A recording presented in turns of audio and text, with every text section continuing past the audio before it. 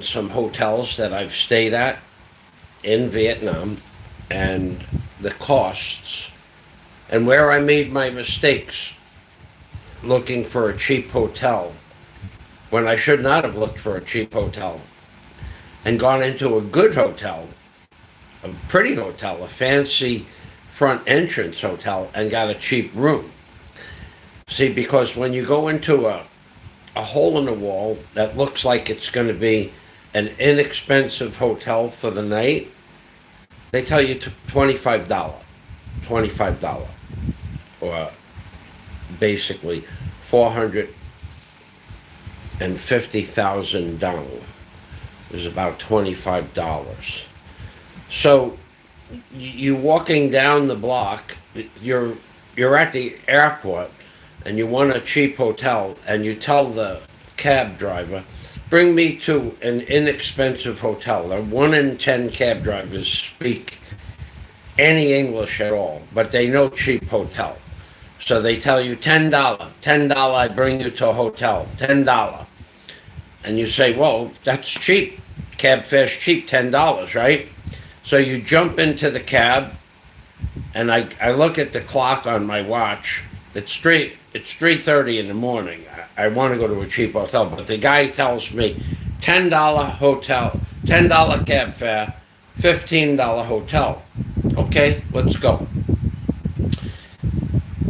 But I want to go to the Vietnam War Weapons Museum area, which is about 8 kilometers away. So $1 per kilometer is about reasonable in Vietnam for cab fare, but you got to be careful. So I tell them, bring me to the Vietnam War Weapons Museum area, and I want a cheap hotel. I know that place because one person spoke English. $10 for the cab, $15 for the hotel. I said, well, okay, let's go. I get into the hotel, into the cab, and I look at my watch, my clock, my phone, and it's 3:30. Let's just say it's 3:30. And I said, well, I wonder how long it's going to take to go 8 or 9 kilometers. And 90 seconds later, he pulls up in front of a hotel. This is your hotel. The pointing like this is this cab driver didn't speak any English. The cab driver, maintenance manager, the guy who robs you at the airport, that guy who speaks a little English, the guy who lied to me, told me he was going to bring me to the Vietnam War Weapons Museum area. So I said, no, this is too close. No, your hotel, pointing, your hotel. They don't, no words. I'm saying English words. They're pointing with their finger. No, you, this is you. So I open up the car door. I have my backpack on, and I have my bag, and I get out. He yells at the woman at the counter, and he says something in Vietnamese. So I get up to the counter, and there's a chart: 300,000 dong, 400,000 dong, 600,000 dong, 800,000 dong, million dong. So I want the 300,000 dong room, which is about $15. Give me this room. They don't speak English, so they don't say no, they don't say yes. They don't speak English. Shakes her head and points at the 850,000 dong room, which is $42.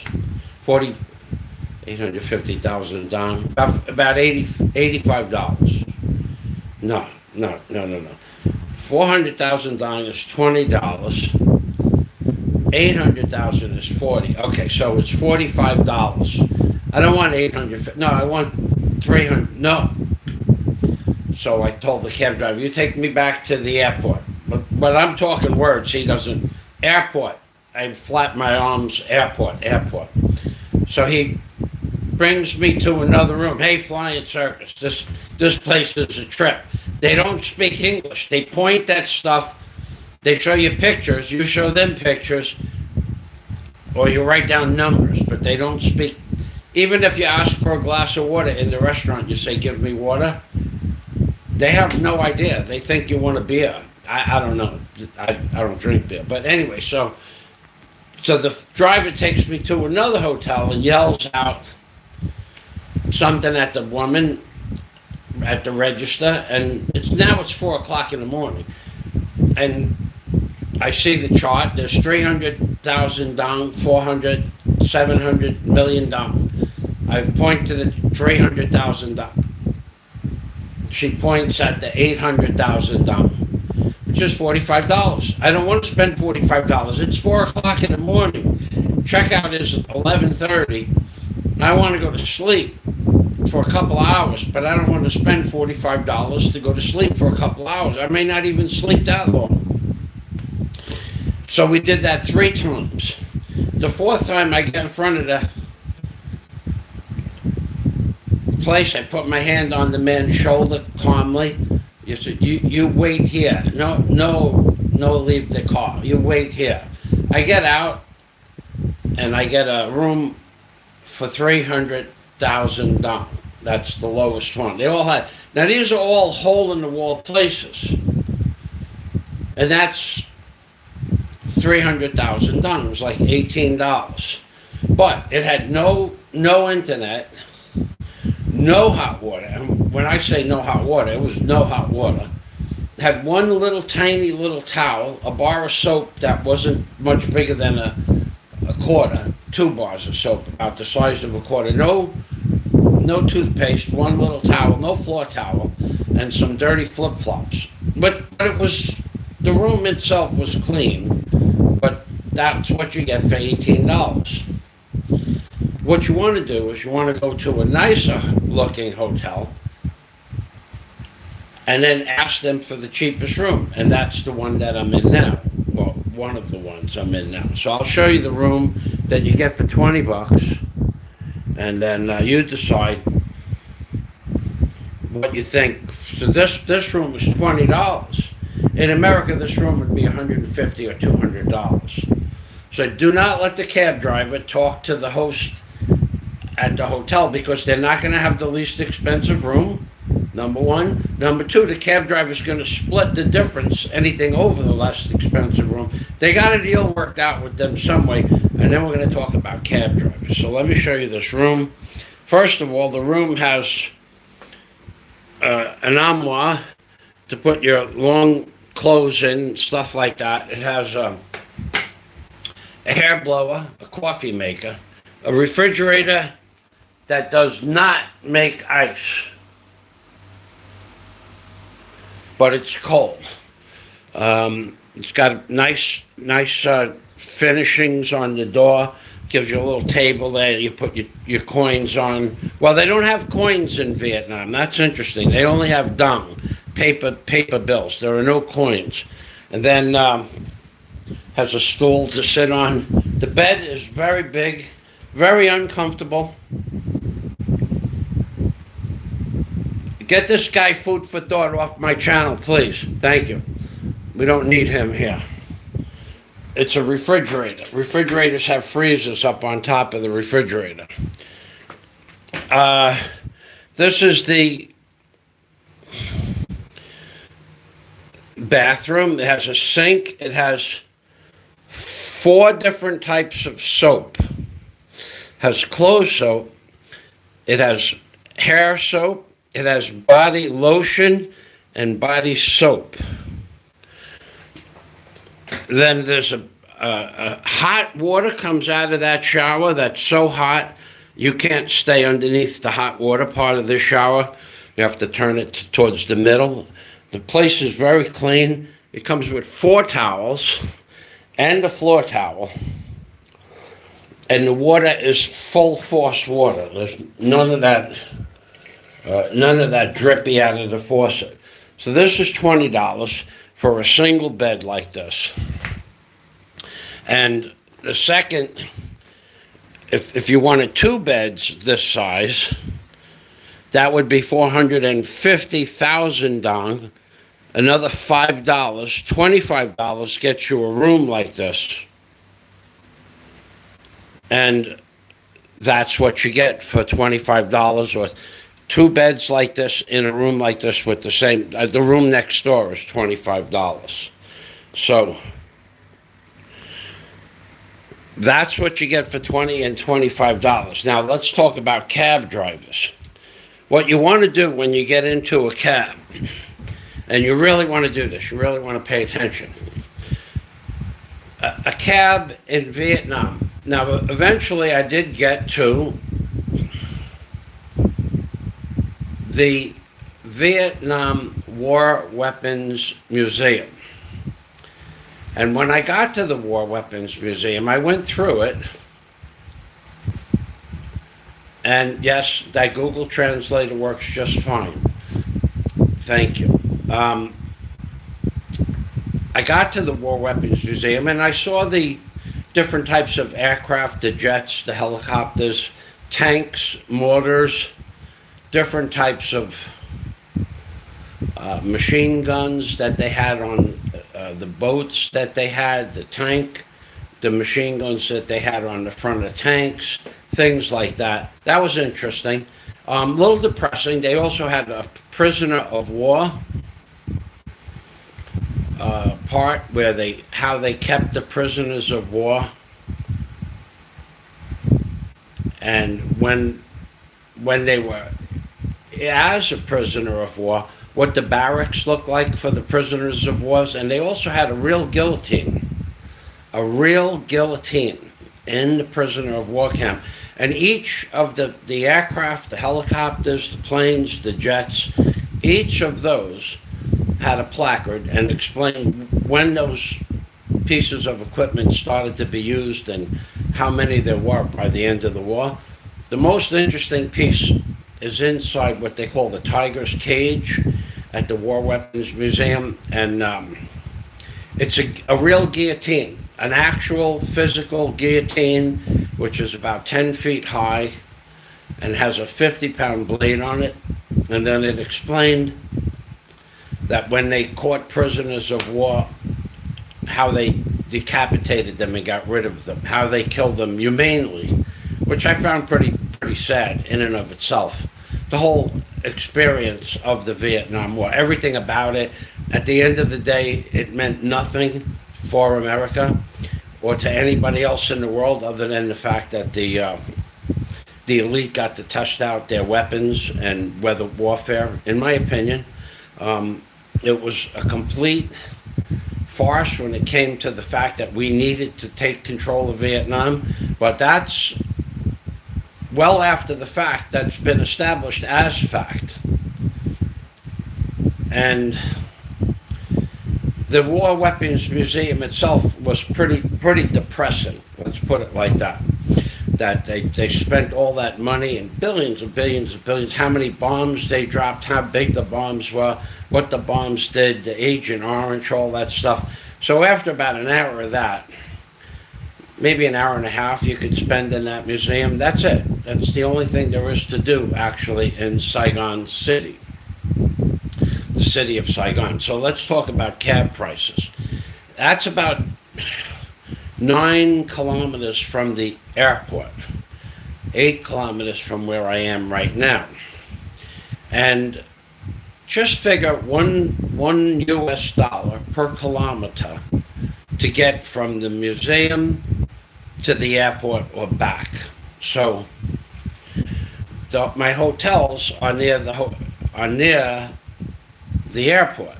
So on the way to the airport, eventually I got a hotel 2 blocks away from the airport. On the way to the museum in the morning, the day after I arrived, it was 100,000 dong. 100,000 dong. And that's roughly $10. Okay, so this is how the cabs rob you. So, and he put the meter down, and he had 1 meter in the cab. 1 meter, in the middle, right next to the steering wheel. And it read 100,000 and like 12 dong. So I gave him 120,000 dong, and he gave me change. So that was roughly $11 for a cab fare. Now when I'm coming back, there's a guy at the gate. I take you to the airport, which is near the hotel where I'm going. No, I'm not ready to leave yet. So I sat down and relaxed for about an hour because it was really the hottest time of the day. And there was one more part of the museum I didn't see yet. It was an audio-visual part of the museum. And I did that, and then I come back and I sat down in the shaded area. I was just relaxing and playing on YouTube, watching some videos and things like that, and watching my videos. I made videos because my phone Wi-Fi doesn't work here.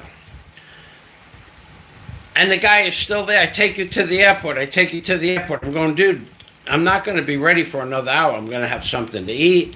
So I have something to eat. And then I'm still there, and he's still there. So I take you to the airport. It's okay. Take me to the airport, which I know where I want to go. I can tell him make a left or a right. And the meter in the front is at 94,000 dong. But it's like a grayed out meter with a blue number on it, 94,000 dong when I get to where I want to go. But there's another meter on the right hand side, 490,000 dong. And I said to the guy, no, 100,000 dong. No. So we are in the airport. We're in the airport. Because at that point, I needed to get more dong. I was running out of dong.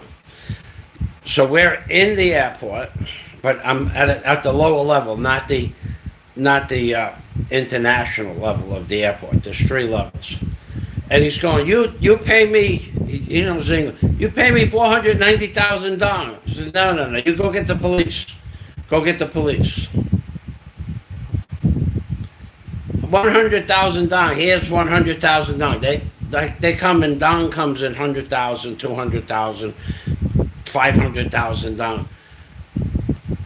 Well, it was only $10 to get there. Why should it be $50 to get back? But that's what he tried to get from me. So he took 100,000 dong.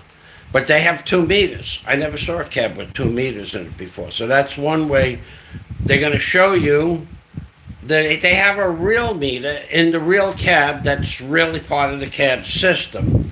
And then they have a tourist meter that's about 2 feet. It's right in front of the passenger seat that registers whatever they want it to register, I guess. So one meter read 194,000 dong, and the other meter read 494,000 dong. So that's one way that they rob you.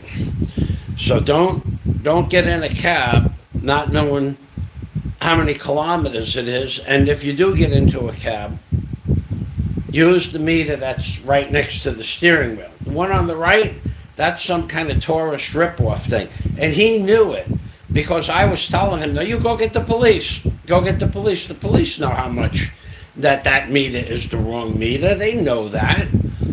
The guy, you could buy a meter. Maybe you could buy a meter and put down, this meter is the real price, and then you put down the next one is 5 times the price or 10 times the price, and you could put any calculation you want in. It's like the slot machines at Las Vegas. They pay off 0.3%.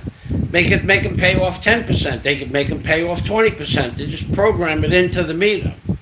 So that's one. There's 2 ways that you get robbed here. One is letting the cab driver talk to the hotel before you get out of the car, and then they don't have the least expensive rooms. And the other one is the cabs that they have 2 meters. You got to be careful. Now they won't. He didn't want it. The police were right there. Go get the police. He knew what he was doing. But if I would have gave him $50, then I would have paid $50 for a $10 ride.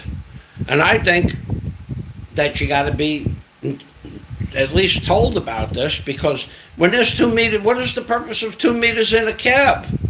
What is the purpose of 2 meters in a cab? One is real for the cab company, and one is the guy's meter that he's stuck in there on his own. The cab company knows the meter's there. At the end of the day, the meter's bolted into the dashboard, and there the meter company doesn't care. The cab company doesn't care. They get their money whether you pay them $10, that's the real price, or $50. They still get the real price of $10. Oh, you got to be careful. So now, foods. Let's talk about foods. Food here is 10 times better. Okay, if you could go back into the 1960s, which most of you can't because you're not old enough to go back into the 60s. If you could go back into the 1960s and you could remember what food tasted like then, before they started putting fertilizers and chemicals in the soil, that is what the food here tastes like. But here it's even better than back then. In other words, however they grow their crops here, including flowers, grains.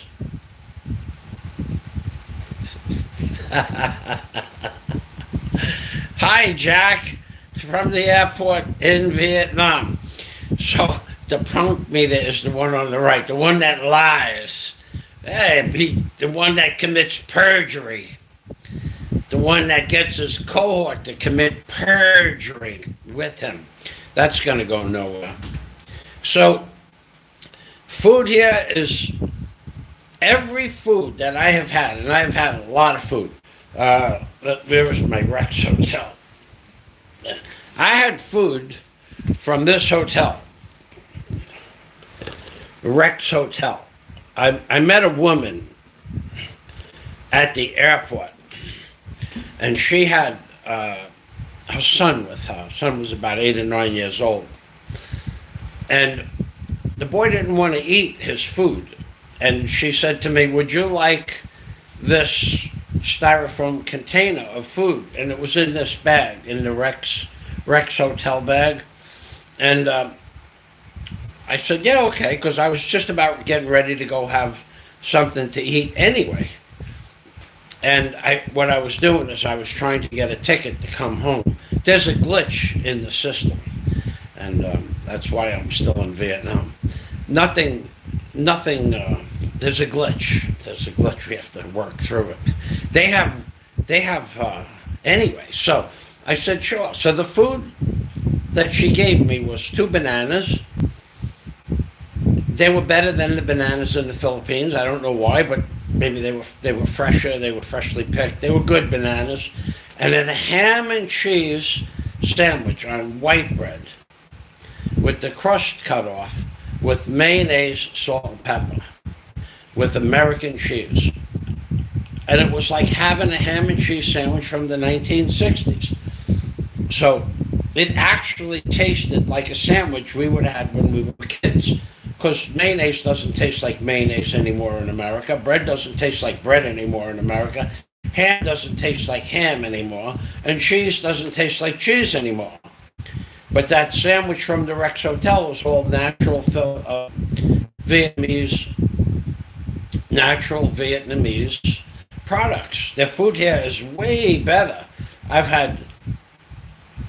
They have these little sandwiches for about $3.50. Okay, the sandwiches are 25,000 dong. Okay, and let me tell you a story about the difference between Vietnamese people and Filipino people.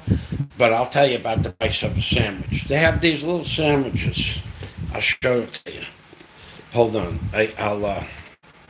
I'll get one out of my bag because I got one in case I didn't feel like going out for breakfast this morning. It's like a little hero. No, it is. It's a small hero.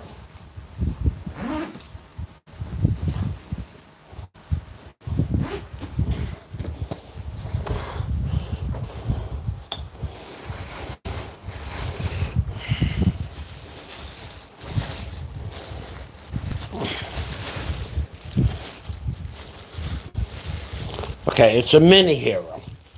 A mini hero. It looks like this. These are 75 cents. And inside that, they comes with cheese, lettuce, tomato, something like a pickle, but it's not, it doesn't taste like a pickle. It is a pickle, but it's not a pickle in, it's not a pickle in vinegar. So it's a pickle, a couple of different types of really tasty vegetables, and then lunch meat. So those are 75 cents. You can buy those along the street at any little vending, like we had the Sabrett hot dog stands. They use the same type of stands, but they make those sandwiches for 25,000 dong. It was about 75 cents. Now they make that same sandwich in the airport for 200,000 dong. So that's $10. So you pay 75 cents for it on the street, or you pay $10 for it at the airport.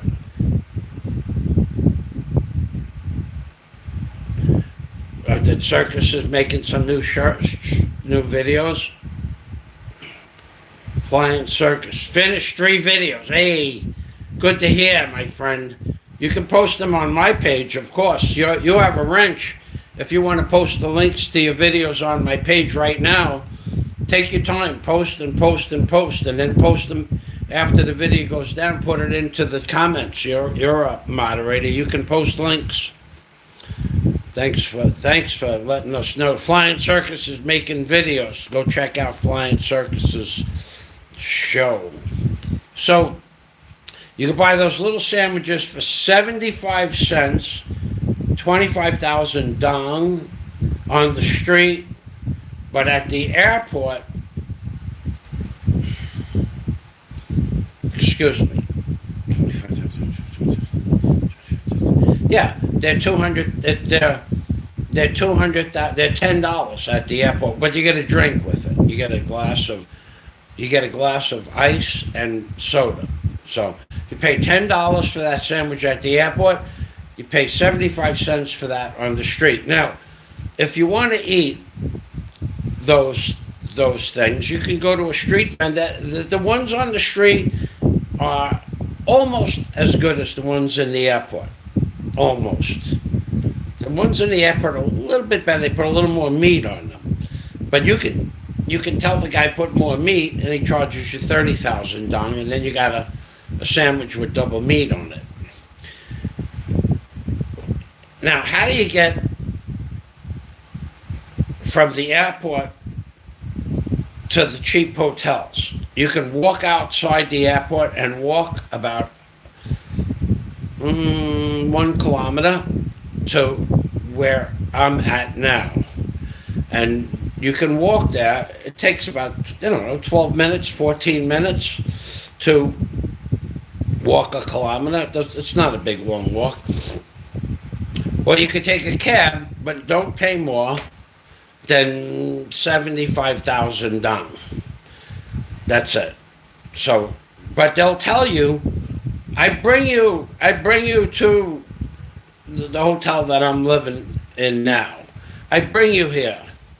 200,000 dong. It's just $10. And you'll say, yo, $10, that's a good price to go 1 kilometer. In Manhattan, you might pay $10 to go a half a mile, which is a kilometer. So if they're charging you Manhattan prices, you tell the cab driver, no. I want to go to this hotel. He'll know where it is. And I give you 50,000 dong, 75,000 dong. You tell them how much you want to pay them. You don't let them, because then they won't put the meter down and they'll charge you $10. Scott Del Fuego. Is Fazio really in Vietnam, or is he constructing an elaborate fantasy? Maybe he can order bagels. Just remember that idiot? Remember we had that idiot going that I ordered baked. My brother brought. The idiot.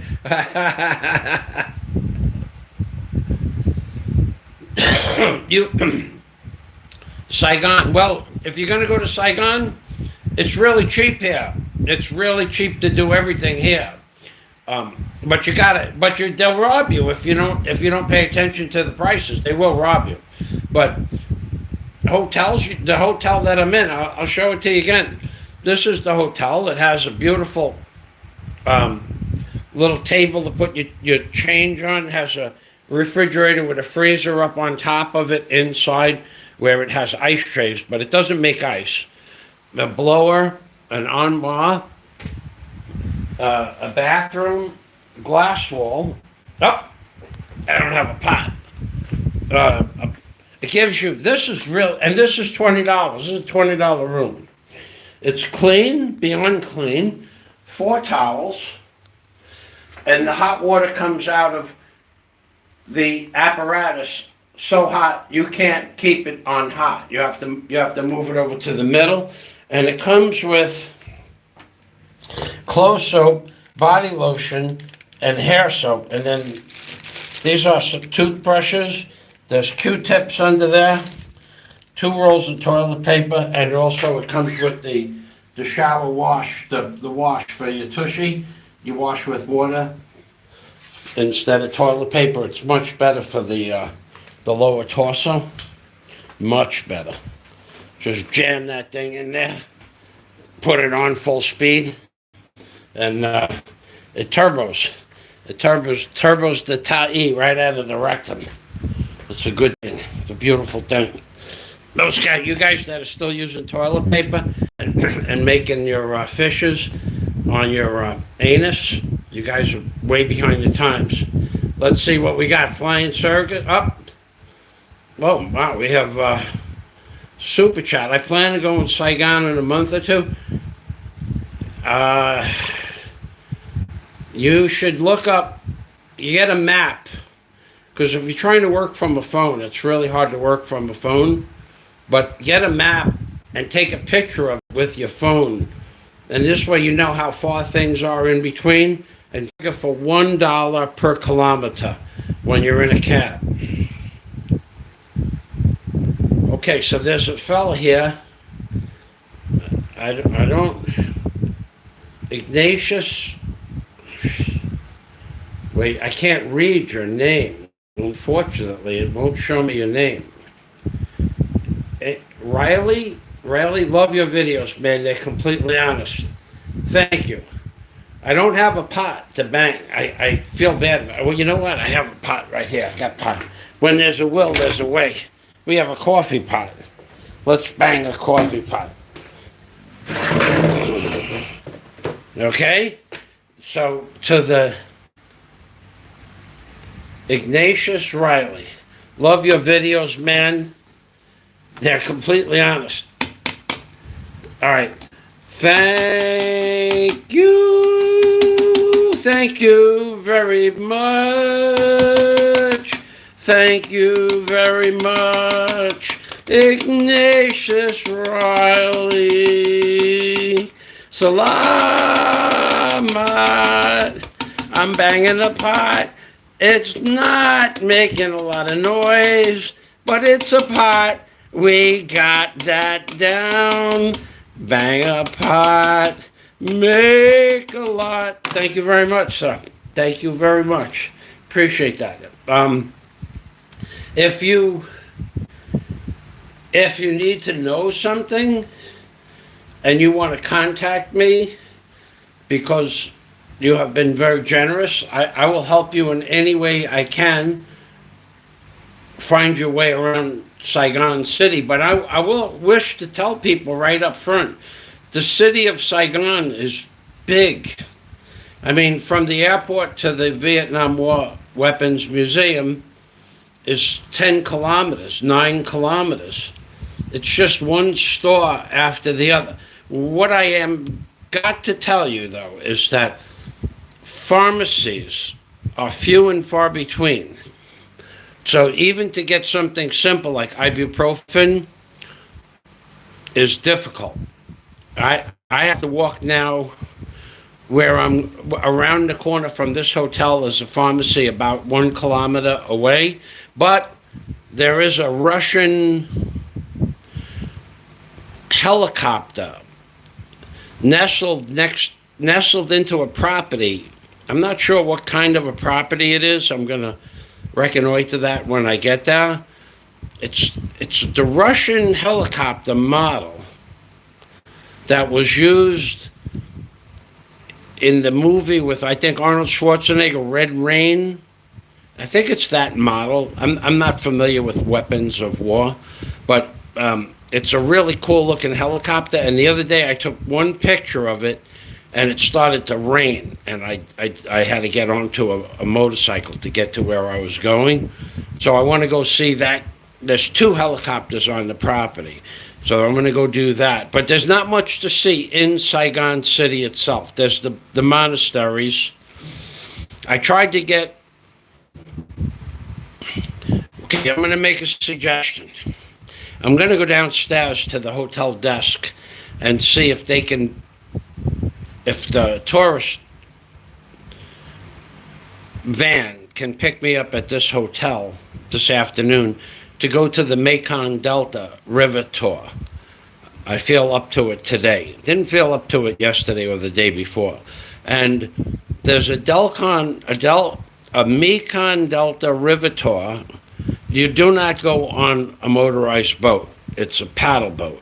And then they walk you through the jungles, and you can actually paddle on the Mekong Delta. And in videos on YouTube, it shows the Vietnamese type boats that pass you by on the river. But for the last 3 days, that tour's been booked up. Like 2 days ago, I tried to book it for today, and it was booked up. But I didn't feel like going yesterday or the day before anyway. But so it's a hard tour to get. So you really got to order that tour in advance. But there are other tours that you do go out on a motorized boat. So the day trips start there at about, figure $20 with transportation to the Mekong Delta, $25 with a lunch. I think that's what it was, and then $80 to go on a motorized boat, and it's a full day hike and a boat ride, a short boat ride. I don't know how long they put you on the boat. So that trip's about $80 per person. And that's really all I could tell you about Ho Chi Minh City / Saigon City itself. There's really not a lot of stuff to do here. You gotta leave the city area. And then I've heard that Saigon is beautiful, but it's not something that I want to do. I actually want to go home, and I want to lay down on my plywood bed with a piece of foam on it, because this futon that I'm sleeping on hurt my back. So, I mean, it's very comfortable if you're used to soft, if you're used to sleeping on something soft, it's a comfortable bed, but I'm not.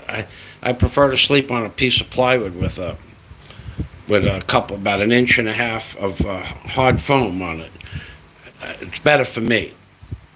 So, but if you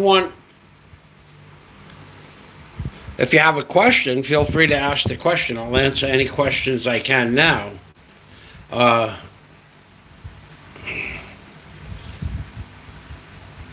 Let's see. Jack says, "Baby, won't you let me take you on a sea cruise?" The hotel room is this hotel room with this little mini refrigerator. It has an ice tray up on top, but it doesn't make ice. This double bed, this queen size bed, a glass bathroom with all new tile, and this place is spotless, is $20. $20, and this has hot water. I'll put the name of this place up.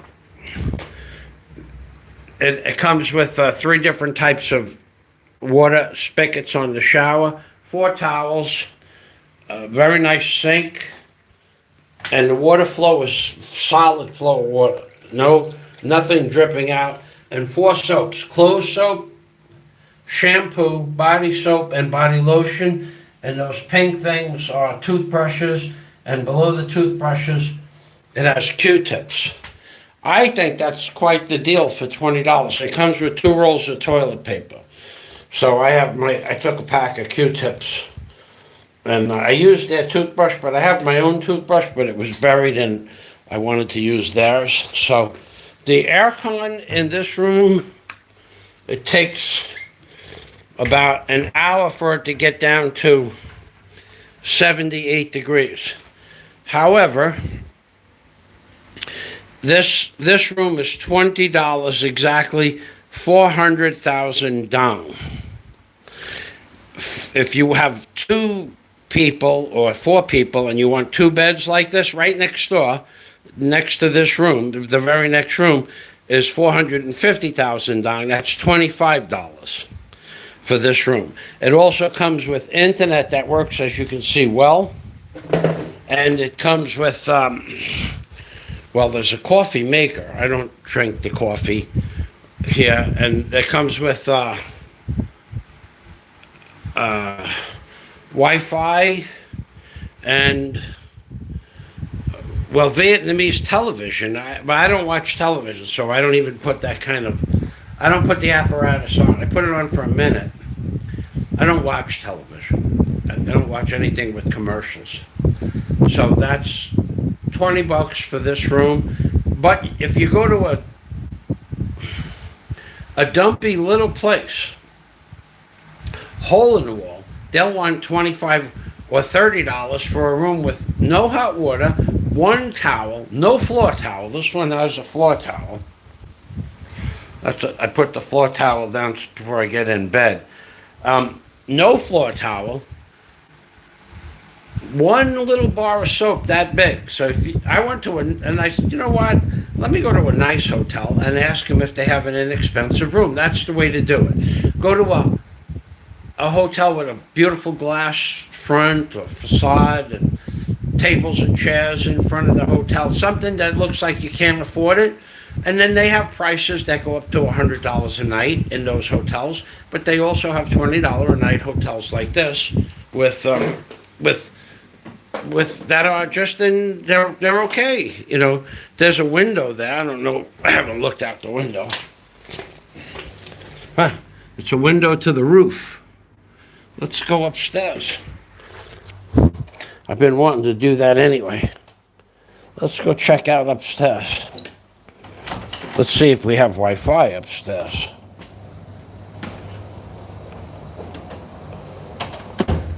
Let's see if we... See, let's go see if the Wi-Fi works upstairs.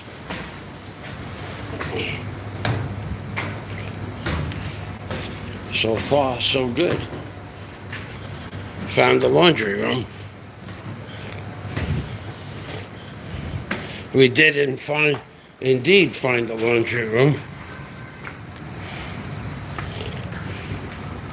Huh. We're exploring.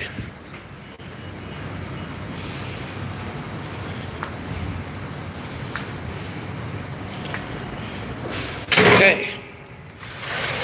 Wow. There's the airport right there. We're on the 6th floor.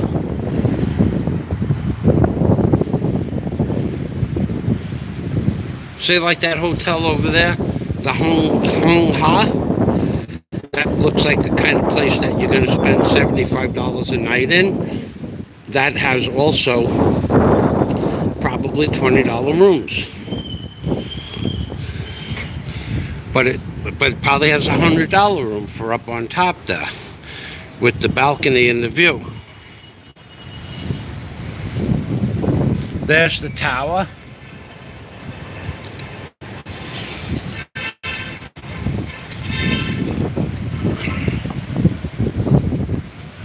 There's the Ho Chi Minh Saigon Airport Tower at the airport. And this is what it looks like from the rooftop of the hotel I'm staying at. So the hotels here, you can get a hotel for $15 with no hot water, one towel, one small bar of soap, no shampoo. Well, one package of shampoo. And in the downstairs, you can see there's about 40 packages of shampoo and body soaps and lotions. So that's quite the deal, actually. Wow, it's hot up here. I got my Batman talking about hot.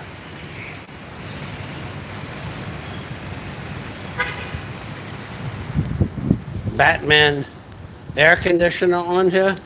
Just push the button and it blows air on your head. Thank you, Batman. I use this a lot, baby. Hold on, let me put my glasses back on.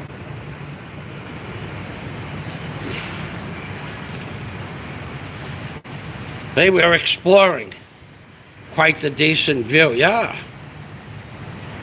Jim Alva, thank you for stopping by.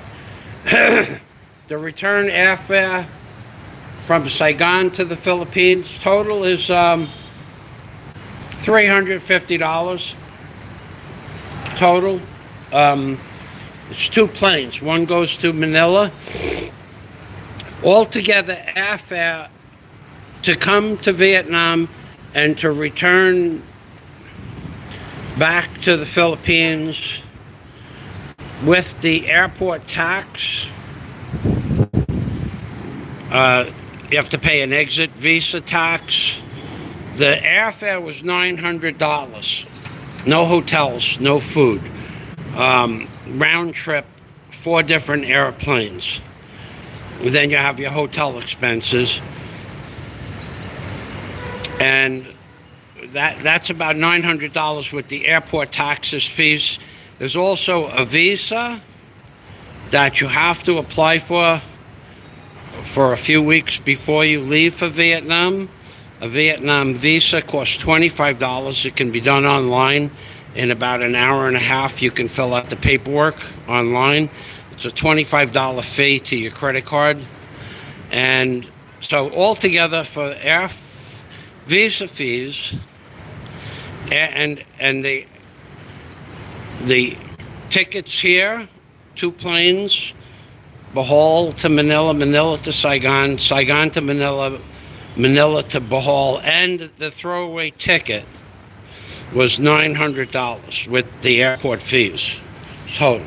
Then you spend another $1,000 on miscellaneous stuff once you're here and at the airport foods and stuff like that. So it cost about $1,800 to take the whole trip.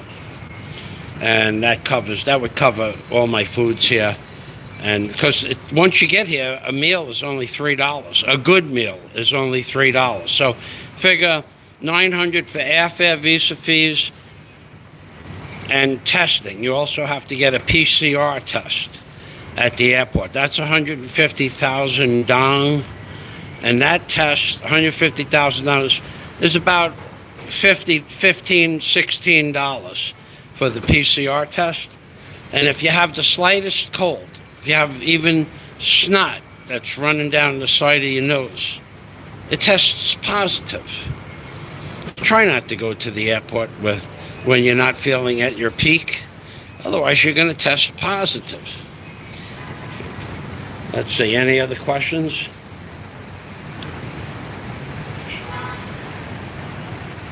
Good view. Yeah, it's a beautiful view.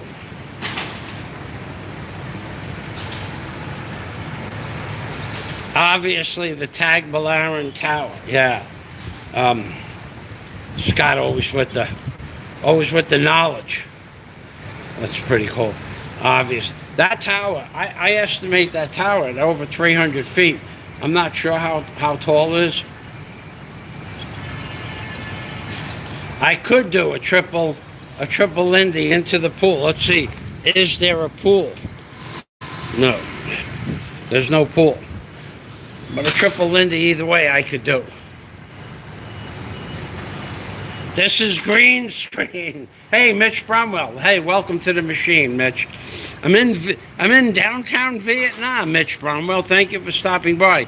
And for those of you who don't know who Mitch Bromwell is, Please take the time to go to Mitch Bromwell's channel. He is an avid content creator.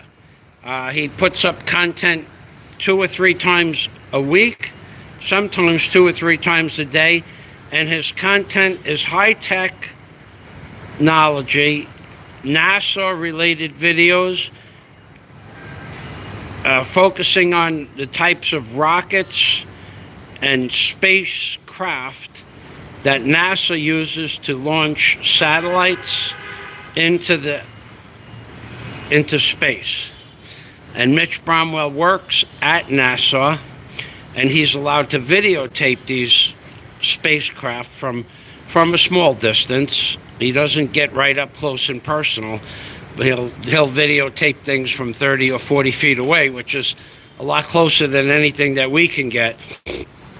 And he puts out content every week. He lives at Cape Canaveral, but he has many videos from different space manufacturers and different types of spacecraft, the rocketry, the valve systems. So take the time to go look at Mitch Bromwell's if you want to see what NASA does up close and personal. He's the only person posting stuff from NASA that I know about. So I highly recommend Mitch Bromwell's channel. To at least go take a look. Thank you for stopping by, Mitch. And thank you for the super chat.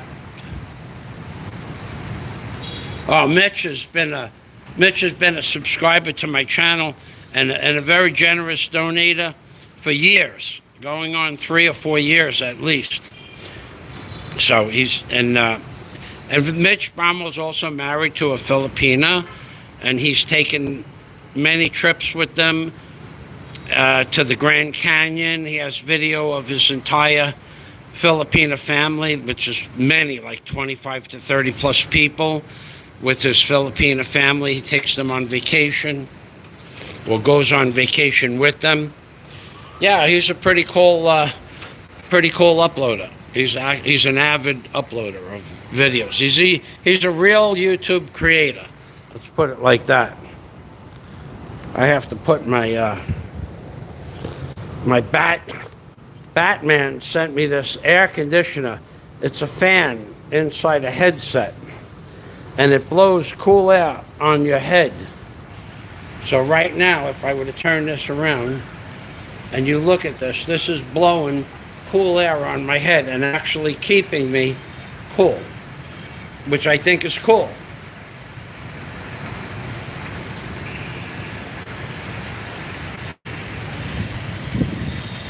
So yeah, I think that tower is close to 300 feet, and that's the Saigon, Vietnam, Ho Chi Minh International Airport Tower. I'm sure somebody could look it up, but it's not that important. So if anybody has any other questions, please ask them now, because I'm going to end the stream in a few minutes. I am going to, okay, let's see, we have a question here from Mitch. Thank you for subscribing to Mitch.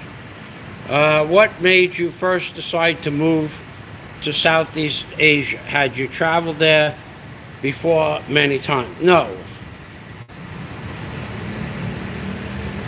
Mitch says we are going to the moon and Mars soon. God bless everyone. I hope so. That'd be great. I thought we'd see that a long time ago, but I think that'd be great if we could get to the moon and Mars again. I moved to Southeast Asia because I like scuba diving and swimming.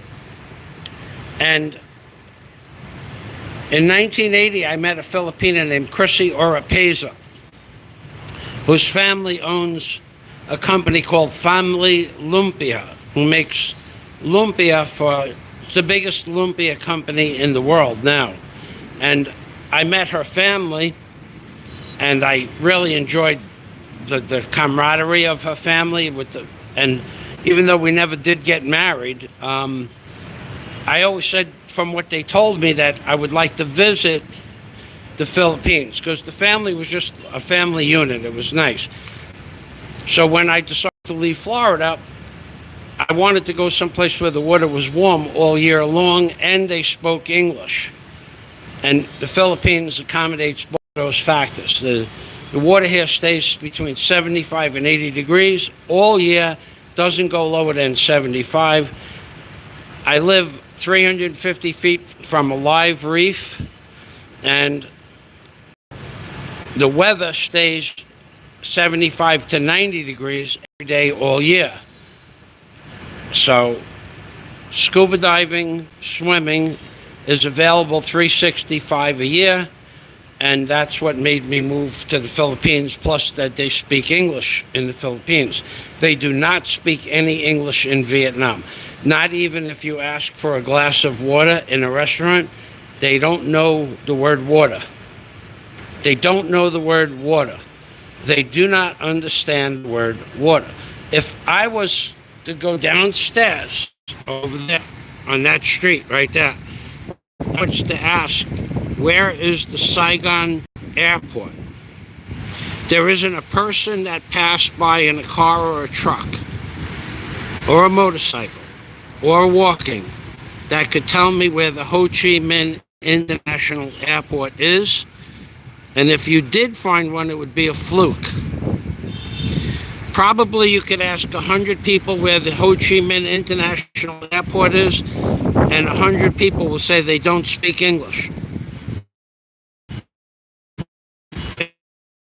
Which they made it's right there. We are less than a mile away. Now, I just walked from that tower yesterday because I wanted to upload videos, and the hotel that I was in yesterday did not have Wi-Fi. So I walked from that tower to here. It takes me about 40 minutes to walk from the tower to here, because you got to navigate around a highway. So it takes about it's a 40-minute walk. But if you go downstairs on that street, they don't speak English. That was the premise of this original part of this conversation. They don't know where the Ho Chi Minh International Airport is. They don't know where the Saigon Airport is. And if you flap your wings like an airplane, they call you a bird. They know the word bird. You're a bird. They think you're playing a word game with them. I'm not kidding. So if you plan on moving to Asia and you move into a country that doesn't speak the language, you need to learn how to speak the language, because I've been into maybe 12 different restaurants and I will ask them for a glass of water and they don't understand the word water. They don't know English. They don't speak English. They don't want to learn English. They're not taught English, and they're not going to learn English in your lifetime. So you better figure that if you're going to Saigon, to learn how to use your Google voice translator or learn how to speak some words. Even to get somebody to say, how do I say good morning in Vietnamese? They don't understand the word good morning. It's a different language. It's not Vietnamese, it's English. They don't speak English. I can't impress upon you enough. They don't speak English here. So that's why I moved to the Philippines.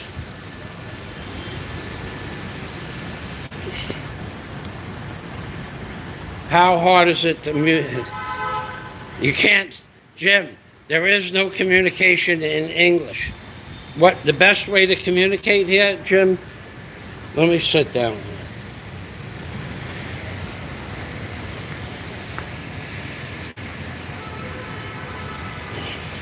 The best way to tell you to communicate here is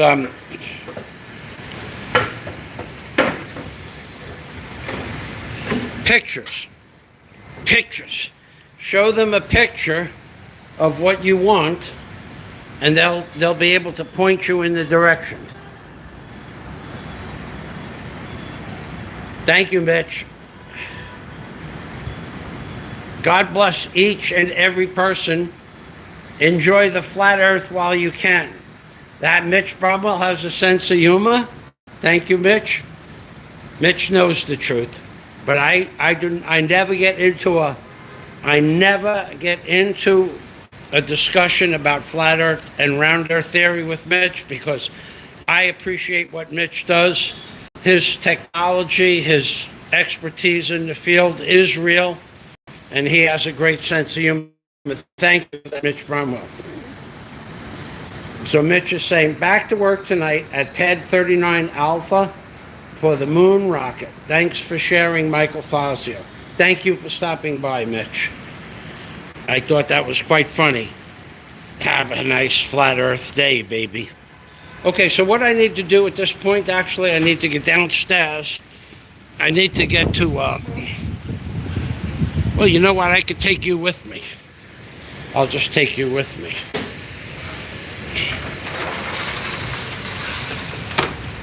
Why they would want to keep. Good morning. Good morning. Why they would want those windows closed. Well, I guess they do have some serious rainstorms here. Okay, I'm going to take you downstairs. We'll see if the Wi-Fi works in the elevators.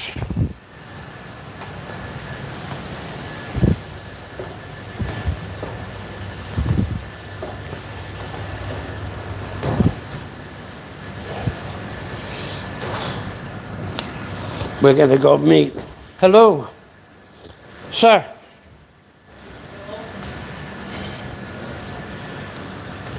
What? No need. No need. I will stay one more day. No English. No English. Good morning. Good morning. Okay. Is Noon? I will go see Noon. Noon is the manager.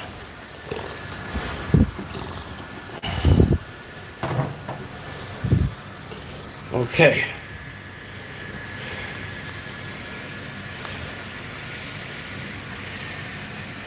It makes it simple if I stay here one more day. Noon? Downstairs, yeah? Okay.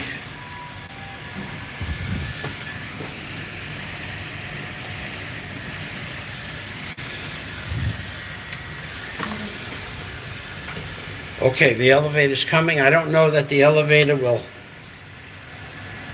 allow me to have Wi-Fi, but we'll find out.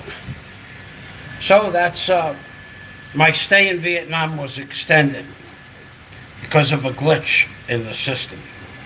Nothing bad. Well, actually it gave me a few extra days to do some other things, but I've done everything I want to do here. The only thing I wanted to do, Scott kept suggesting the Mekong Delta. You wish to come in? You come in? No? Okay.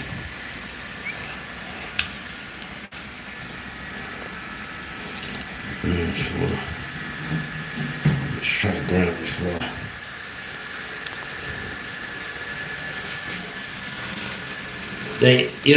Some. Okay, we're back. They inside there. You're not Noon. You're not Noon. No. No? You? Okay, without your face mask. Good morning. No. Morning, Thank you. I wish to stay one more day. One more day? Yeah, please. Okay, I pay you now? Okay, very well. 400,000, yeah? Oh, very good sleep. You have a beautiful hotel. Beautiful hotel. Very nice. Very nice. I'm going to recommend it highly. Thank you. You are recording the video? I'm making a live stream now for YouTube. Okay, want to see what I have $1 million. Look at this, baby. $1 million. This is $1 million. I'm a millionaire, baby. Yeah, baby. No. Took me a long time to learn how to say that lady's name. Can you say my name again? My name? Nong. Nong is the lady's name. The very beautiful, guapa Nong, hotel manager in Vietnam. I'm a millionaire, baby. This is 1 million dong. So we're going to pay 400,000 dong.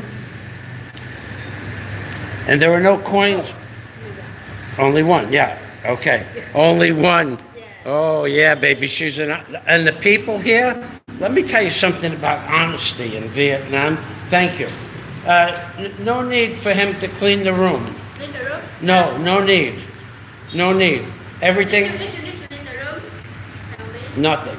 You will, no, I don't need anything. Thank you very much.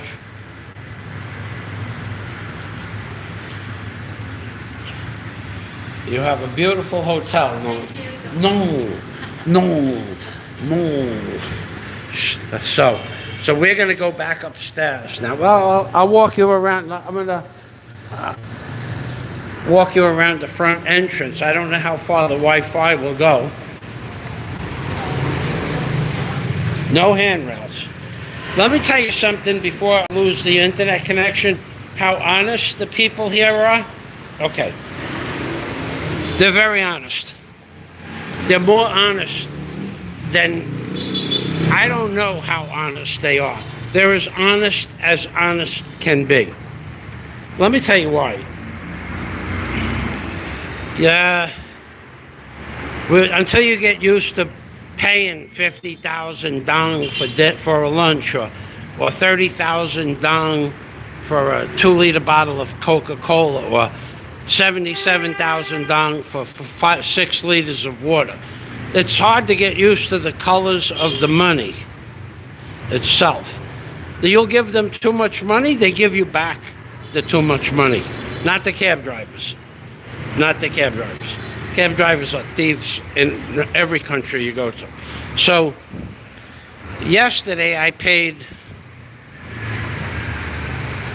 had to pay 60,000 dong. And I gave them a 50,000 dong and 100,000 dong because I didn't have my glasses on. So I gave them 150,000 dong for a 60,000 dong. And the man, no.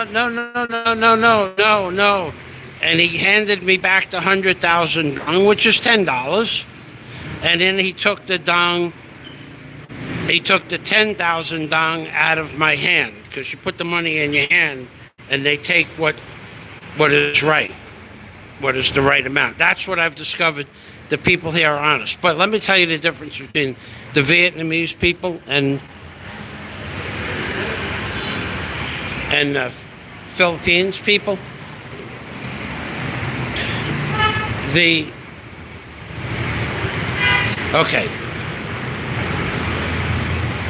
Vietnamese people, when I went into my first restaurant, my first meal, they gave me the dragon's fruit, and then they gave me a whole dragon's fruit to eat as a thank you for coming into their restaurant.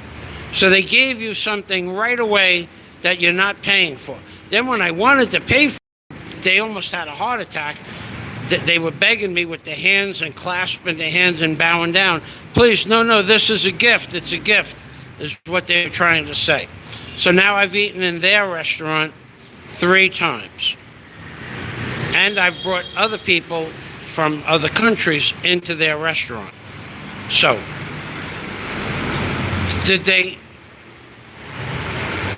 they give you something right up front as a thank you.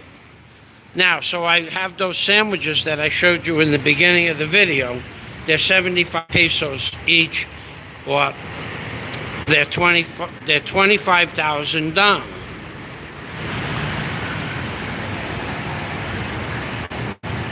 He knew what you were saying. I don't know. He may have known what I was saying, but it's not his job. It's not his job to determine what I'm saying. His job is to clean the hotel room. So you might be right, and you might not be right, and there's no way of knowing. But thank you for stopping by, and I think he knew what I wanted, but that's an executive decision to clean the room, not clean the room. So thank you for that. So now I go to this young boy, I call him Red, Big Red. He's a tall boy with red hair. He's Vietnamese. He has his food stand in front of a store. I said to him, how many dong? 25,000 dong. Oh, he'll give me one sandwich. 25,000 dong. He gives it to me. This is like on the nighttime, the first day I was in Saigon. He gives me the sandwich, and it's delicious. Oh, it's very good. And it's only 75 cents. And I said, you know what? This is my first hero on the street. Give me another one.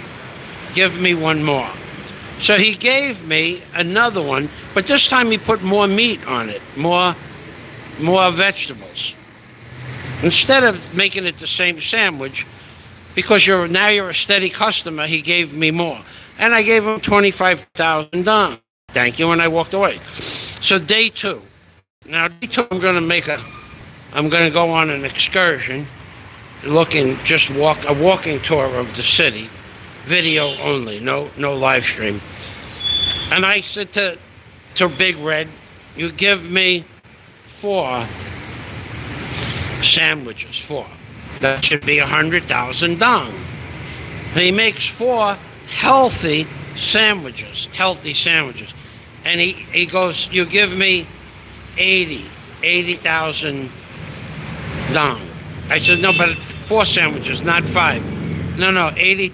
He took 20% off the cost of the sandwiches. In the Philippines, they charge you the full price always, which is fair. That's what the price of the sandwich is. But without me asking Big Red for a discount, without me doing anything, he took 20% less. So yesterday, I'm going to do a big walk around. I'm looking. That's when I found the Russian helicopters. I get 5 sandwiches. And he charges me 100,000 dong, 20,000 dong each. So he took 20% off the cost of the sandwiches. That's the difference between the people in Vietnam. Now that's on 3 occasions what the price should have been was reduced by 10 to 20%. I thought that was interesting. And on 2 occasions, I gave out the wrong amount of money by a factor of 3, and they gave me back the money. So the people here, I've found to be very honest. They're very meek. When they don't understand what you're saying, they don't put their nose up and walk away. They say with their hand like that. No English. So, but they're very kind when they say it. They're not being snobby. And like I said, when I got lost. I was in a warehouse district. It was the middle of the afternoon at the hottest time of the day with no wind and no rain. So, I was not from where I'm standing here now. I was about 1,000 feet away, but I had walked down a wrong block, and I end up in a warehouse parking lot. And I asked the girl in the warehouse parking lot, where is Saigon Airport? Good morning. And no English. What about I flap my arms like this, flapping the arms.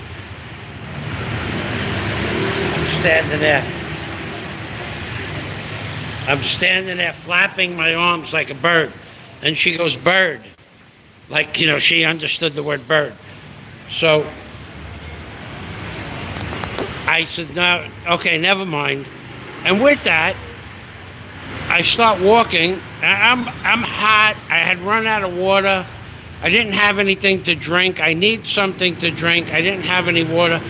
I'm exhausted. I'm tired. I had walked more than I should have walked without drinking water. I was dehydrated.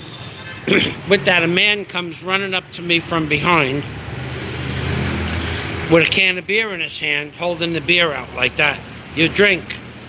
And I said, no. He goes, what you need? Airport? I said, yes, airport. I take you. So he leaves, and he walks behind a wall, and he gets his motorcycle, a scooter. Actually, it was a Blade. I think it was the same kind of scooter that Mama bought. And he tells me to get on, and he takes me all the way to the airport. which is about two or 3 kilometers away from here. He takes me all the way to the airport, and now I tell him I want to give him dong. No dong. No. Yeah, I'm going to pay you. I put my legs over the front wheels so he couldn't move the motorcycle while I got my wallet out. He would not take the dong. And then I handed him the dong over the handlebars, and he pushed my hand away. No. And he backed the motorcycle. He wasn't going to take the money. So I found the people here to be extremely generous, extremely honest, and extremely polite. And never have I ever walked down the street at night or during the day. Never has anybody approached me to bother me in any way, shape, or form. Never. Not even one time. No prostitutes have walked up to me. No street people have walked up to me begging for money. Nobody has walked up to me trying to sell me a watch or anything. Nothing. These people, this is a different culture altogether from anything that I've ever experienced. They're basically hardworking, honest people moving their way through life. I've not seen any other culture anywhere I've ever lived in, any city, any state, any part of the Philippines. Nothing compares with how honest, kind, and gentle the people in Vietnam are that I have met.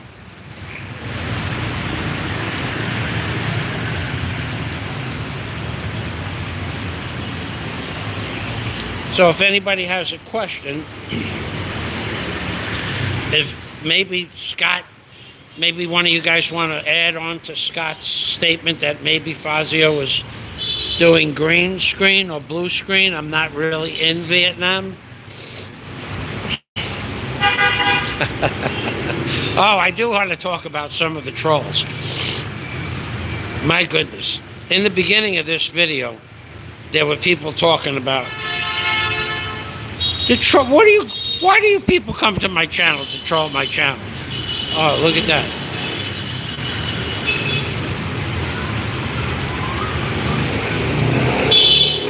Why do you people come to my channel to troll my channel? You know that I'm not going to allow that to happen.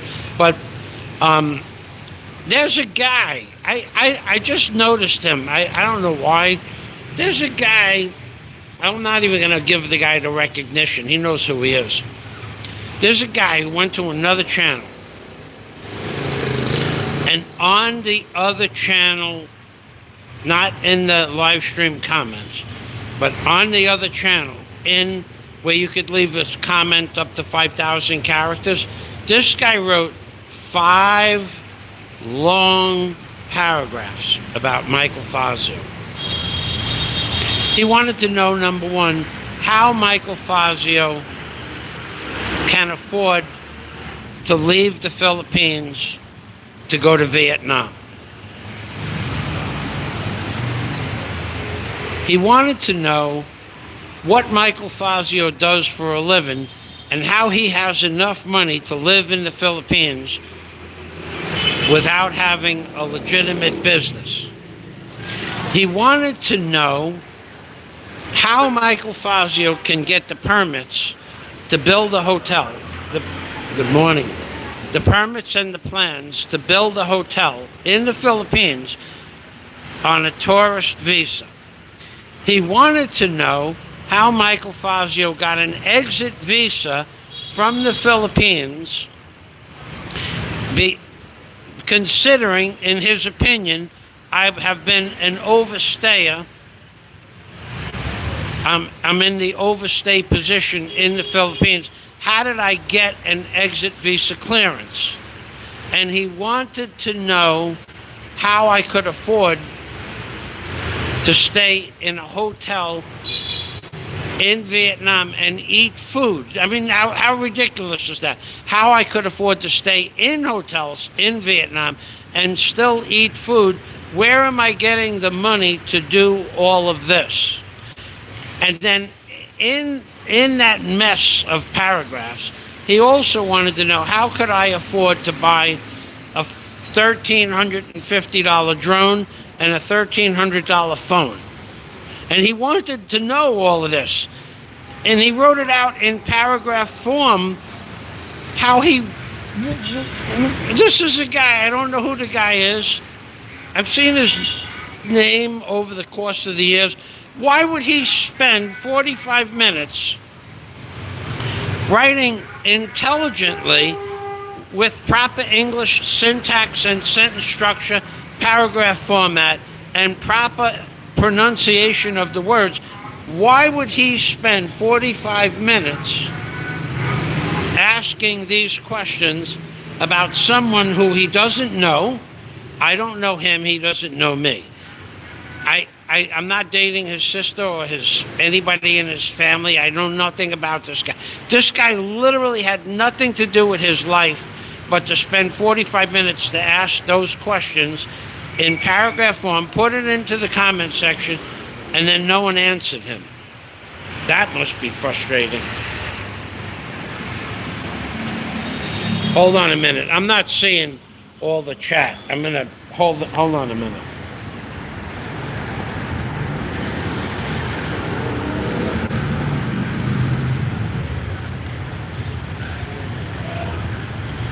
Okay, I got the chat back up.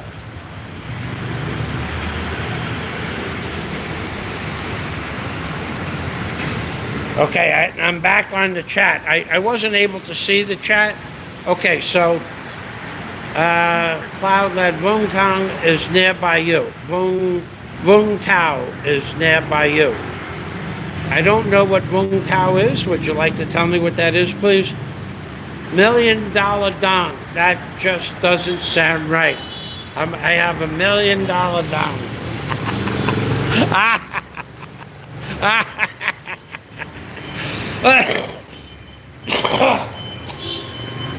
Oh my God.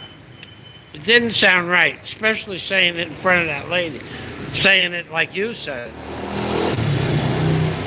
No boom boom fazio, tu buku. No boom boom. No boom boom. Nobody asked me. No girls walked up to me. I mean, it's a beautiful place. They let you out of the Philippines. Mr. Bruiser, I saw you leave a comment last week. Are you still alive? Yes, I'm still alive. I was in traveling transit mode at that time in Manila Airport, actually, when I saw that comment. Thanks for stopping by, Bruiser. That's right, Scott Del Fuego. All the things, all the money, all the gifts, the food, hundreds of bottles of alcohol, thousands of cigarettes, hundreds of packs of cigarettes, tens of thousands of pieces of candy, the free electric, helping the people fix their boats, their boat motors, their motorcycles, making parts for people's motorcycles when necessary.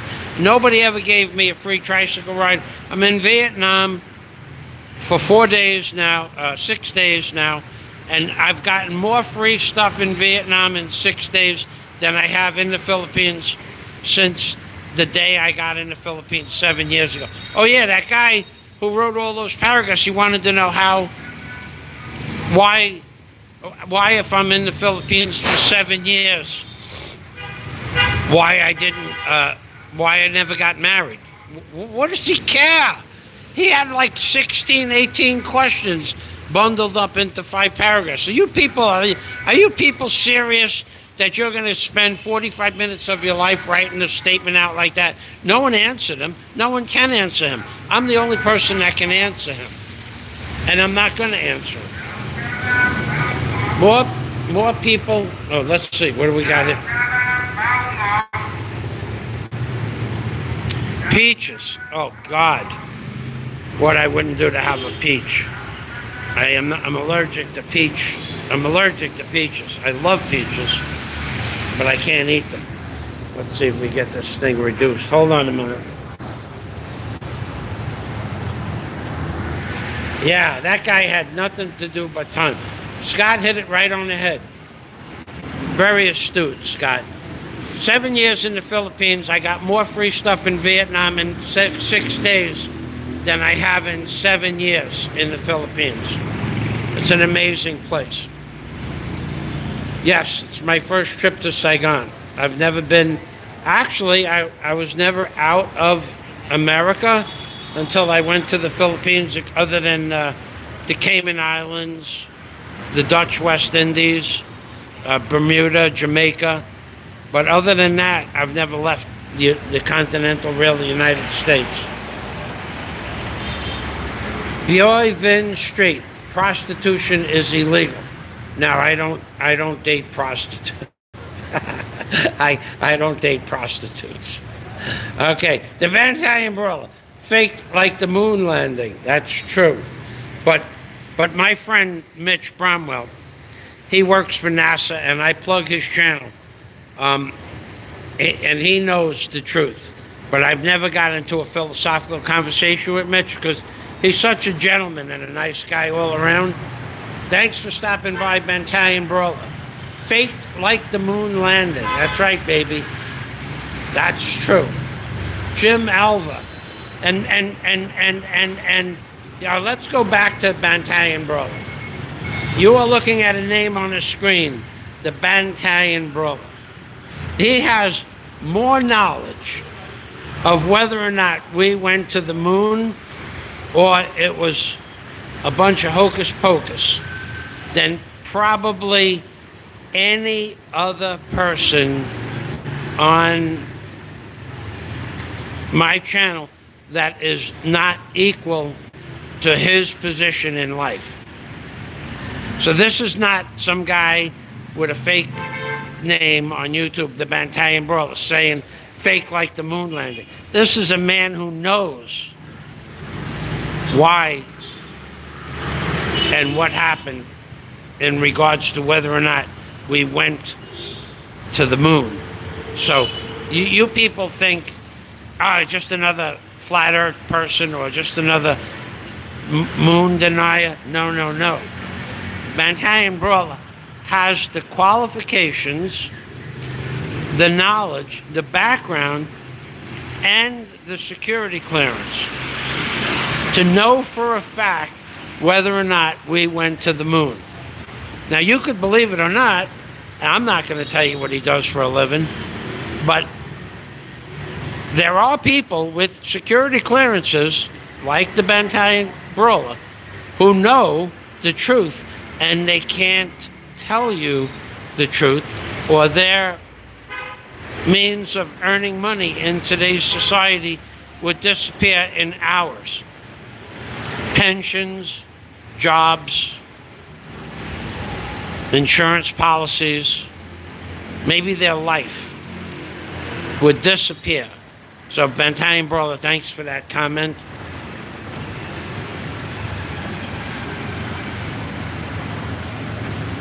That's a glowing commendation of Vietnam. Oh God, this place is, if there was more stuff to do here, I mean, maybe on the outskirts of the city, Jim, this place is, these people are just not like regular people.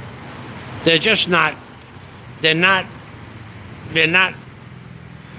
greedy orientated. They're not greed orientated. They're nothing but honest people. I mean, it's hard to believe. It's just hard to believe how I never met a culture like this where you give somebody the wrong amount of money by 3 times and you don't know the difference, and they give you back the change, except for the cab drivers. Do not go in, and yet when the cab driver was yelling out, you charge 800,000 dong for a 300,000 dong room, it was the cab driver that was demanding that the person did it. The person behind the counter, the first person I walked up to from behind the counter, gave me a real price. It was the cab driver deciding that they were going to rob me and he was going to get half of the theft, and they went along with it. And I got to also say that those were 3 of the sleaziest hotels I've ever been past the front entrance of in my life. I've never gone to short stay hotels before. I never stayed at a short stay hotel. Look at this place. This is a beautiful place. I didn't expect to even be able to afford to stay in a room here. And yet I did, and I am. Because they're only 20 bucks a night. Cloudland. I've been to Vietnam 4 times. It's a great place to visit. Would I go back? Would I go back? I don't know. To see this city of Saigon, Ho Chi Minh City again? No. I've done whatever there is to do here, I've done that. As far as living on, there are some beautiful places, like I understand Vietnam has beaches and resorts on the beach and things like that, but I don't think that would interest me enough to come back here, because I live 150 feet away from a white sand beach with no rocks on the beach, a beautiful white sand beach, and a reef 350 feet from the shoreline. So I have everything I really need in the Philippines. I just needed to do an exit visa run, and this was, it was some place that you have to leave the Philippines, the airfares to Vietnam and back were the least expensive by about 25 or 30%.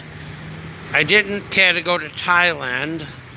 There were other restrictions at the time when I started looking into traveling, and Vietnam was the least amount of restrictions involved altogether, all in all, so I decided to come here. It turned out to be there was a glitch in the system, which I'll tell you about when I get back, but it's all fixed now, I think. But when I'm going to go through the incompetency of the travel agents in the Philippines, and the incompetency of the vaccination places that do the vaccinations, and the incompetency of the people that do the paperwork to get you clearance to leave the Philippines. There is a level of incompetency far beyond that of normal men and women. You wouldn't believe. You wouldn't believe. You can ask them a direct question. They are 100% certain that the answer that they give you is 100% correct, and it has nothing to do with reality. And that is the glitch in the system. The glitch in the system is that the people in the Philippines that are trained to do jobs are not trained to do their job properly. And I'll go through that when I get back. Because if I went through it now, I might never get back. The people in the Philippines have the poorest training procedurals and understanding of what they do for a living, with absolutely no remorse whatsoever when they make a mistake at all. They don't care. They don't try to be better. They don't try to move up the ladder in life by working harder, smarter, faster, doing extra. They just move through life at a pace that they push through it. They don't do anything extra, and then when it costs you money and time, and money and time, and time and money, and money and time, they say, sorry, sir. And all of what I'm talking about should have been in their procedures, and they had no idea. I'll give you one for instance. Okay. I don't want to talk bad. I'm serious about this. I'm going to give you a for instance that you won't believe. So I'm at Manila Airport, and I'm on my way to Saigon, and my plane is going to leave, and the woman at the the ticket agent who's going to give me my boarding pass says, "Sir,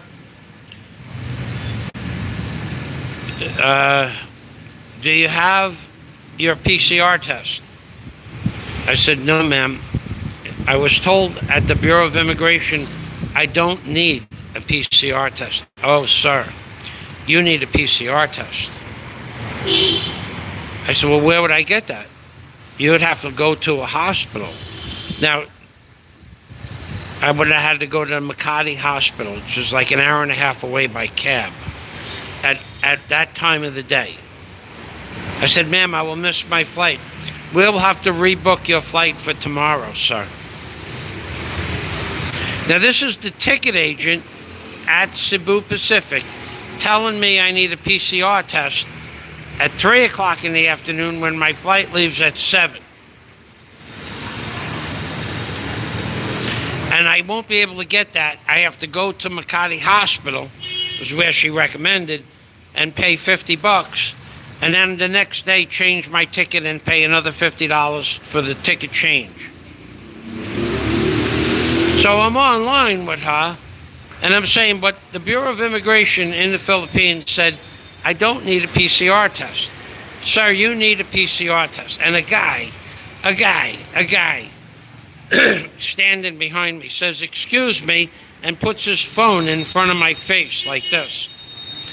Here is the addendum for May 15, 2022. No longer is it required that you get a PCR test to go into the country of Vietnam. And he shows it to me, and I read it. And that's what it says. And it's a government website from Vietnam.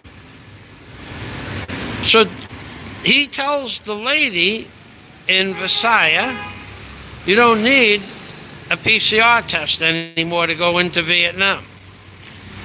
And they talk about that a little bit. She takes his phone, I Google it on my phone, come up with the same article. She takes his phone, she gets her supervisor gets her supervisor. Now there's 3 of them looking into their 3 phones. And they all come to the website that says that Vietnam doesn't need a PCR test. But until that point, every person that ever walked up to that woman had to go get a PCR test at a PCR test station. That woman cost people millions of pesos and thousands of hours of time and tens of thousands of dollars in late fees for their aircraft flights. So until a guy online shows her the article, because they're not trained. The people at Cebu Pacific ticket agents are not trained with the up-to-dates.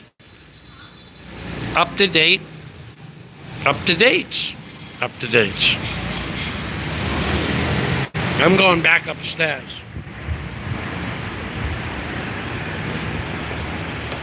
Hey, WTF. I talked to Allo yesterday.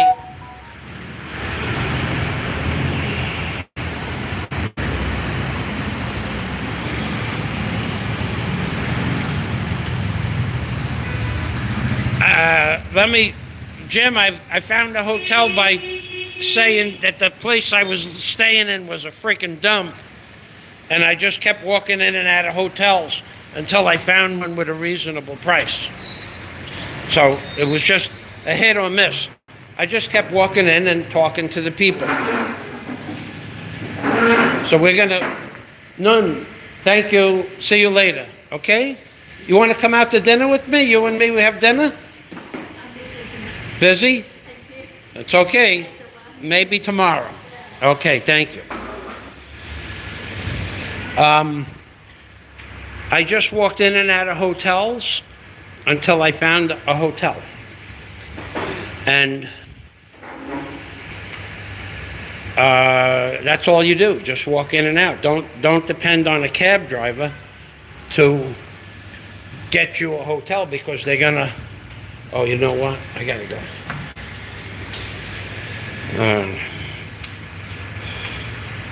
Hold on a minute. I'm gonna find out. Does the white The Wi-Fi won't work across the street, yeah? Maybe, but it's slow. Slow, yeah? Okay, I want to get water.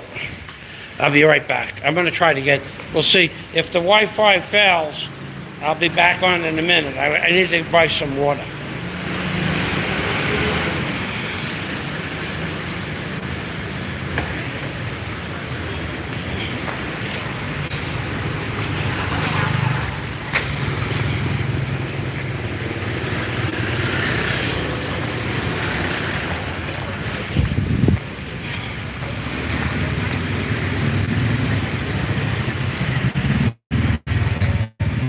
See, he didn't really feel like drinking hot coffee. So I bought, this is what you get here for 66,000 dong. This is 30,000 dong, which is 80 cents, 84 cents. And this is 66,000 dong. So it's,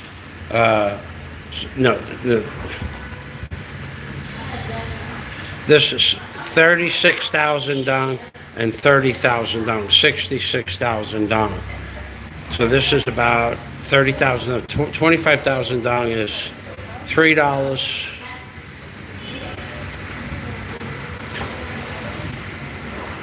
It's about $3 for that, for those two items. I could figure it out exactly. Okay, so this is 165 pesos. 165 pesos for these two items. That's $3. So this is $1.50 and $1.65. Look, it's good price. I mean, I'm not gonna. I have the water. I have drank the water out of the tap here. It tastes funny, but I did not get sick from it. So I'm gonna bring that upstairs.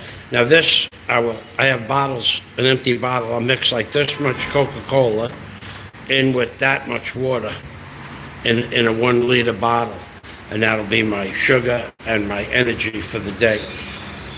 Well, let's go back to the comments.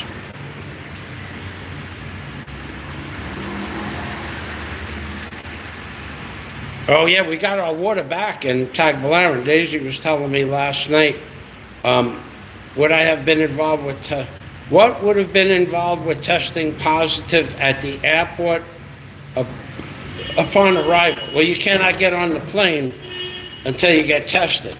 But if you get tested positive when you're leaving the airport, Jim, I hope you're still here. If you test positive for COVID when you want to leave Vietnam, they do the PCR test at the airport, number one. The test is 150,000 dong. So that's $15 for the test. If you get tested positive, they give you a paper with your name and your passport number, all your ID. And they say, sir, you have tested positive. You can retest in 5 or 6 days. And then at that point, you go back 5 or 6 days later and test again. And if you test negative, then you can buy an airline. You can have them move your airline ticket over. They adjust the airline ticket. You get a new thing. So if you test positive, you're not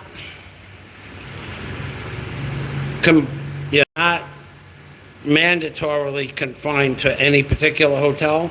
You can go anywhere you want, and for 5 or 6 days, and then you can, after 5 or 6 days, you can come back and test again and pay another $15. But they don't take your passport or anything like that. There's no fine. You just can't get on the plane. That to answer your question.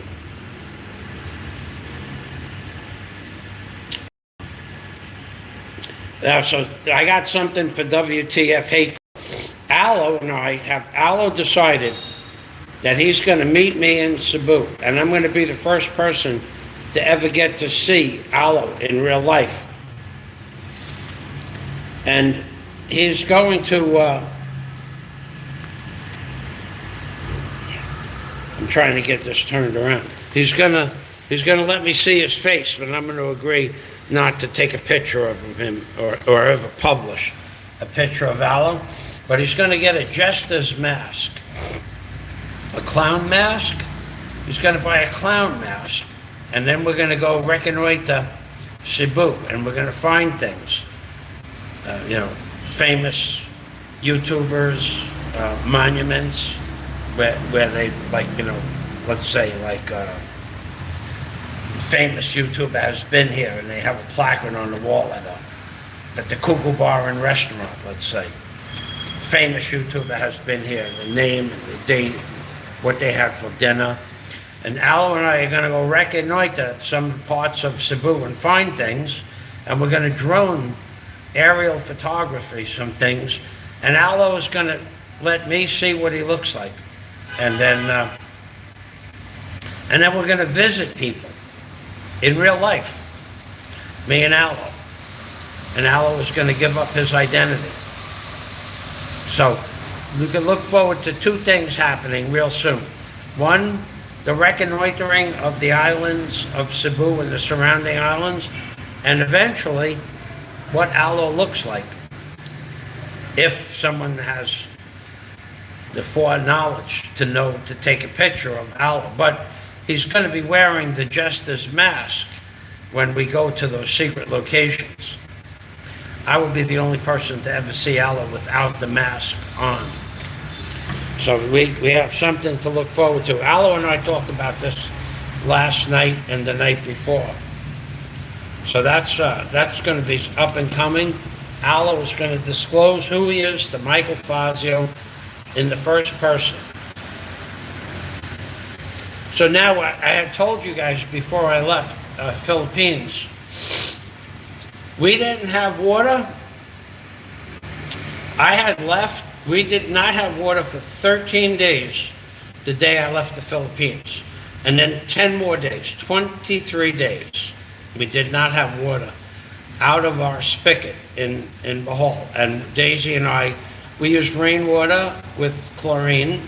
We bought chlorine and put chlorine in now, Clorox. And we used rainwater, or we got water from the Stanley House for actual bathing. But for washing clothes, we just used rainwater. And then we used ocean water for flushing. Why did we not have water? I spoke with the barangay captain, who's my landlord, before I left. I said, "Oh, when are we going to get water?" "We have no pump." I said, "Oh, okay, it's 13 days. Yes, sir, we have no pump." "Well, why don't you have a pump?" "We have no money for the pump." "What do you mean you have no money for the pump?" "We have no water. 10,000 people have no water." "Yes, sir. We're working on it." So the day before yesterday, water came back. 23 days. 23 days. No water. Why didn't they have water? They had no money. The money for the pump was stolen. Straight up and down stolen. They say they had no money for the pump. Well, during the crisis, the Odette, we had no money for diesel fuel. Yet there was supposed to be money in an account in the water department's budget for diesel fuel and, of course, spare parts for the pump. So I don't know if they fixed the pump or bought a new pump, but whatever it was, they had no money for either parts or no money for a whole pump. And then during Odette, they had no money for diesel fuel. How is this possible? So at the airport, the man behind me showed the counter person for Cebu Pacific that a PCR test is not required to get into Vietnam. She showed her manager called her manager. The three of them looked at the article. They had a meeting of the minds and then decided I could get on the airplane. You don't need a PCR test. But before this guy behind me showed me, she would have had me go to Makati an hour away, hour and a half away by cab. The incompetence level in the Philippines is astounding. Okay, let's go. Oh, I gotta go back to the comments.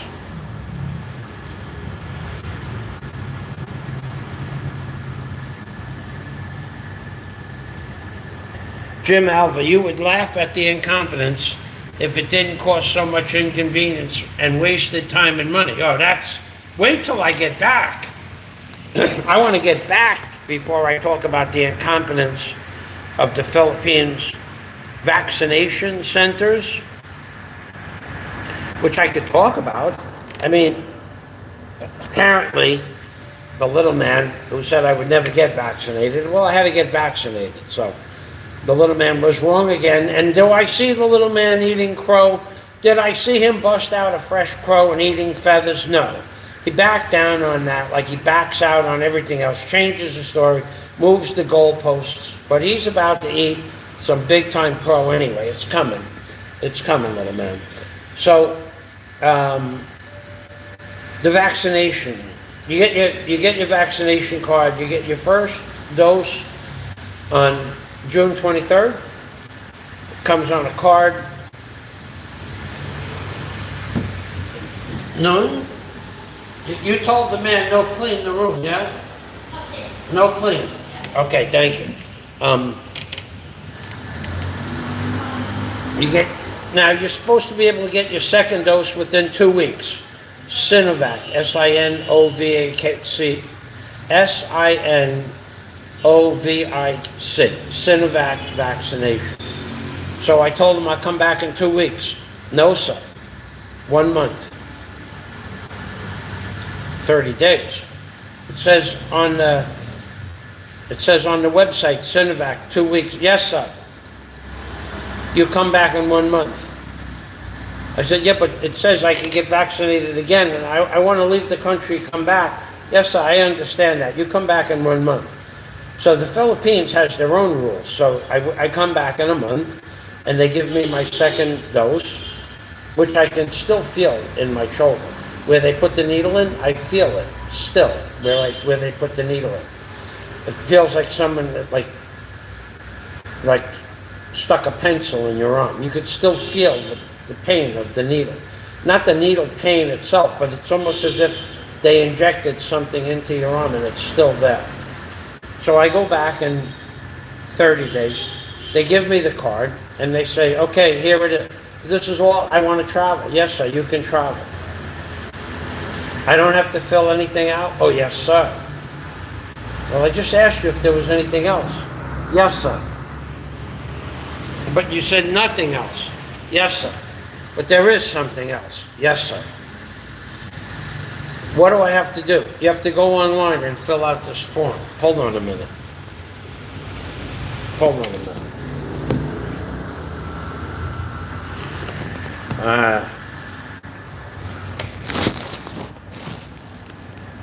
You have to go online and fill out this vaccination form.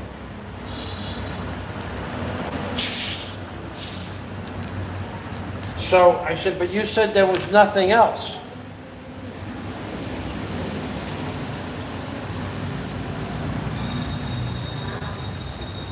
Yes, sir. But there is something else. Yes, sir. But you didn't tell me. Yes, sir, I'm telling you now. So if I would have left, I wouldn't have filled out that form. And you got to fill out that form in order to get onto an airplane.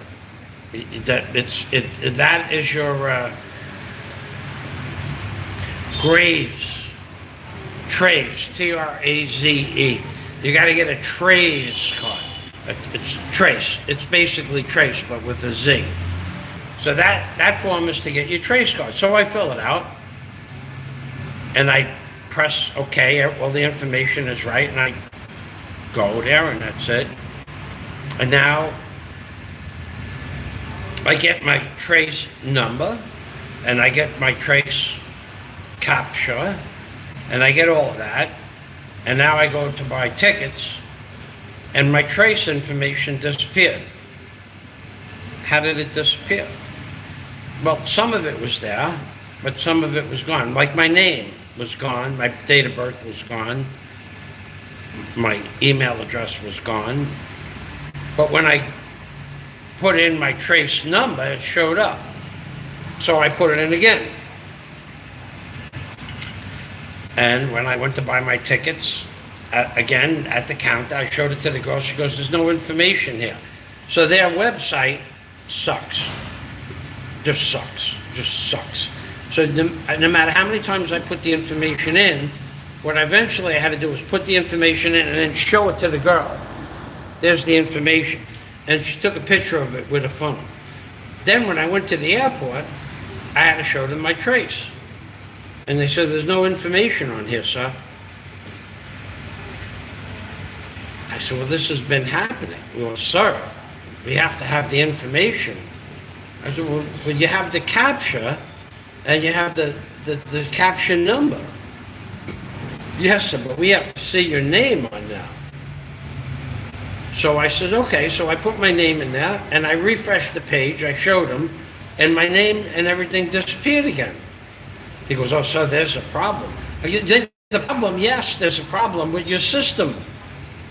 Just take a picture with when I put the information in there. So they got a supervisor, and the supervisor said, yes, we have a problem with that system. Let them go. But nobody knew that there was a problem with the system until they got the supervisor to tell everybody that there was a problem with the system. But the problem with the system wasn't that day with me, it wasn't the day before, it was the week before, 2 weeks before, 3 weeks before. The problem has been occurring for a month, but no one told the people to just let them go, or maybe I was the only person that had the problem. I don't know. But the Philippines and their computer systems and their technology is so far behind. It's astounding, the amount of incompetence that runs through the computer systems. Well, nobody notified the girl at the airport that you don't need a PCR test. It should have been an update on the website at the ticket agent. Every ticket agent should have got a notice. No longer is a PCR test required to go to Vietnam. They should have had a notice. This isn't something I think should happen. It's something that should happen. How much would it have cost me to go to Makati? I don't know, 20 bucks for a cab there, 20 bucks back, 6 hours of my time,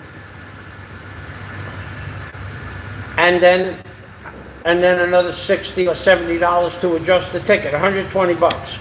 To every single person that they told to go get a test, cost $120 if they missed their flight. They don't care. They have no concern for what it cost you. Here in Vietnam, they would have been concerned about that. And everything is right on schedule, up to date. So I gotta go upstairs. It's getting late. Over here, I want to go find that helicopter.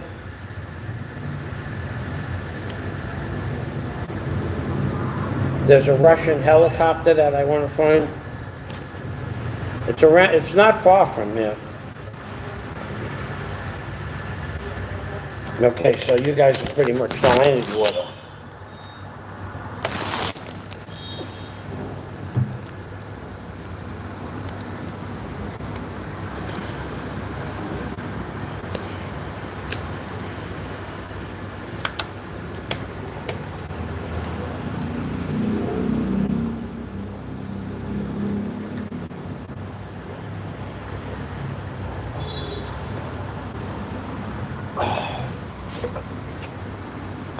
Oh, that tasted good.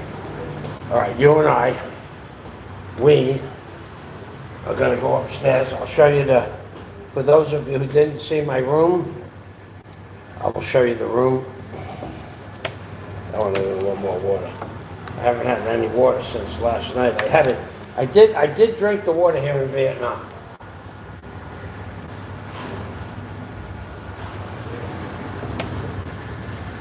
Out of the tap twice.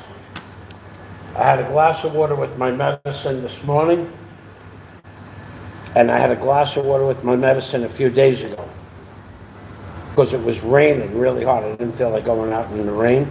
And but it was just late at night. And I did not get the runs or sick or feel bad or anything like that.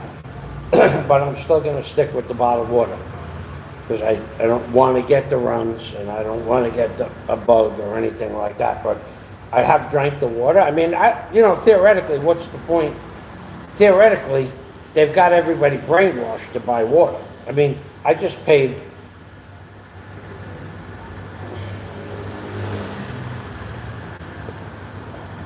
$1.50 for a gallon of water. That's a ridiculous amount of money. The bottle, they have to bring it in a truck and everything. I mean, but they used to give us water for free. Remember, it used to come out of the sink. You drink out of the sink water. But they polluted so much water all over the world. The pollution is all over the world. They say you can't drink the water. Well, I drank it. I didn't get sick. Maybe there's lead in it. Maybe there's zinc. Maybe there's mercury. One glass of bottled water is not going to kill me. But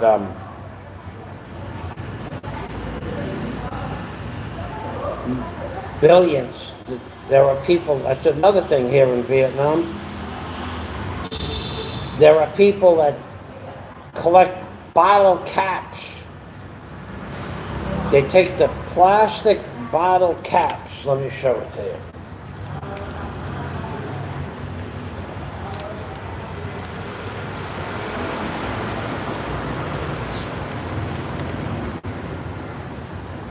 Well, this is a plastic bottle cap.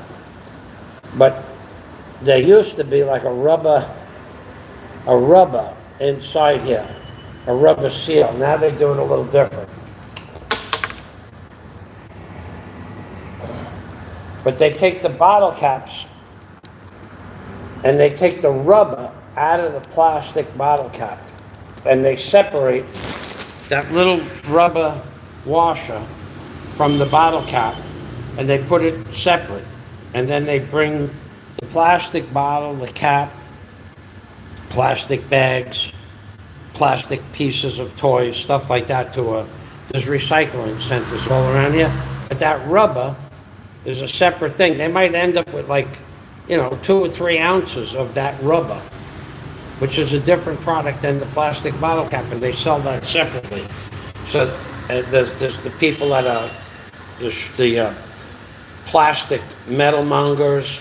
Any piece of metal, there's no metal laying around on the street. No aluminum cans, no pieces of wire, no nuts, no bolts. Everything is recycled here, which I think is a good thing.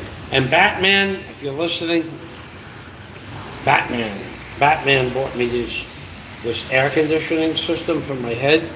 Wow, this thing works really good. Without that, I would be sitting here sweating like a pig. So let me put this here. Maybe I'll just say goodbye. Here, down here, and then I'll go up.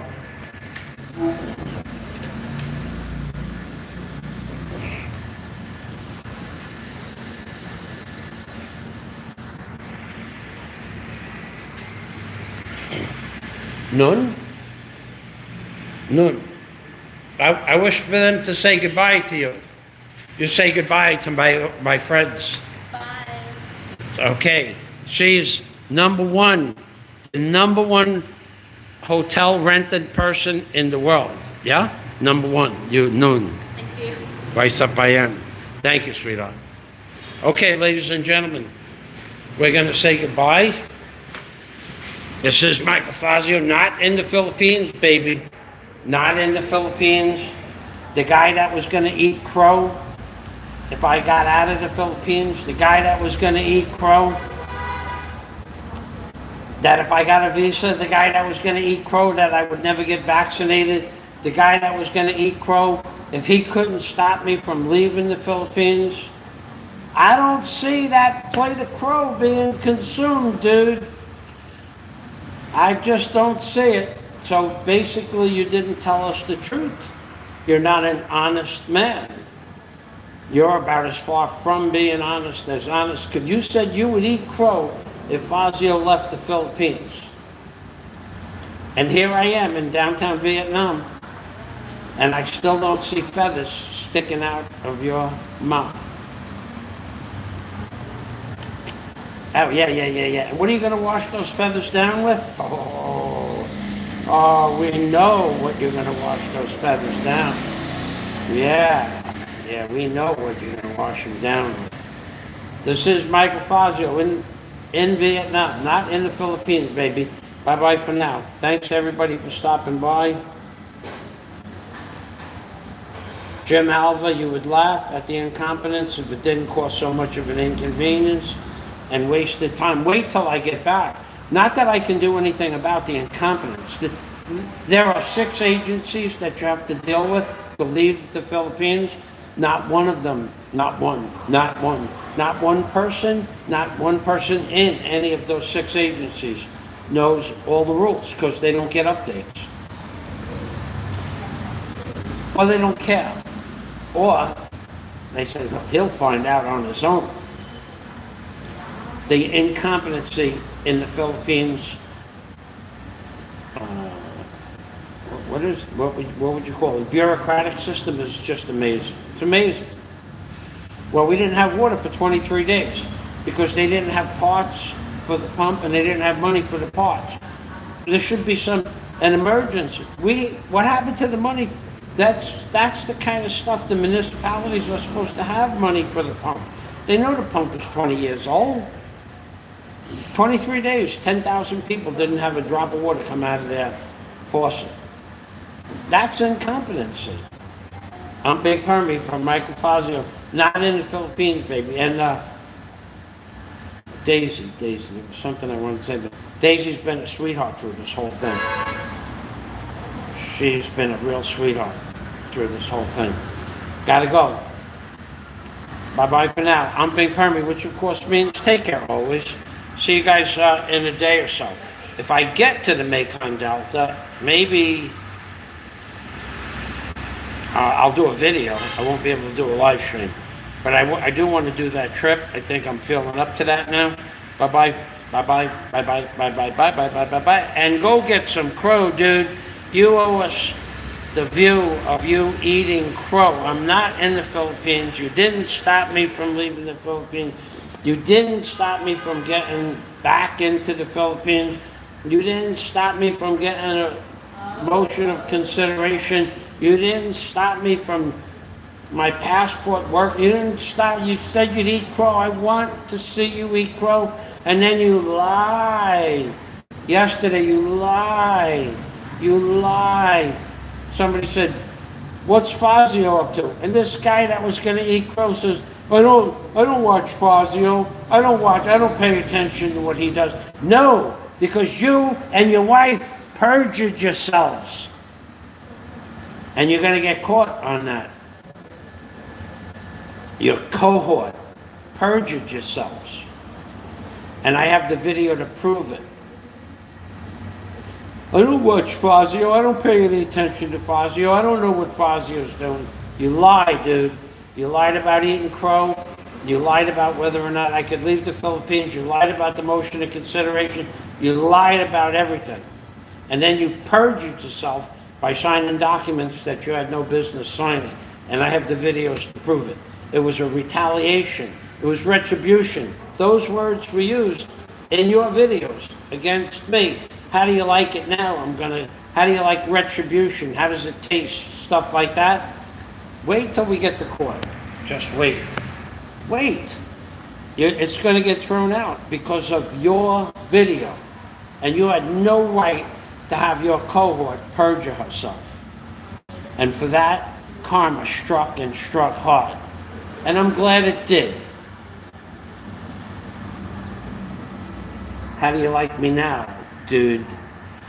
I'm going to be seeing you soon. Oh, it didn't shut off. I'm Big Permy from Vietnam, baby. That's right, from Vietnam. I'll be seeing you soon. Very soon.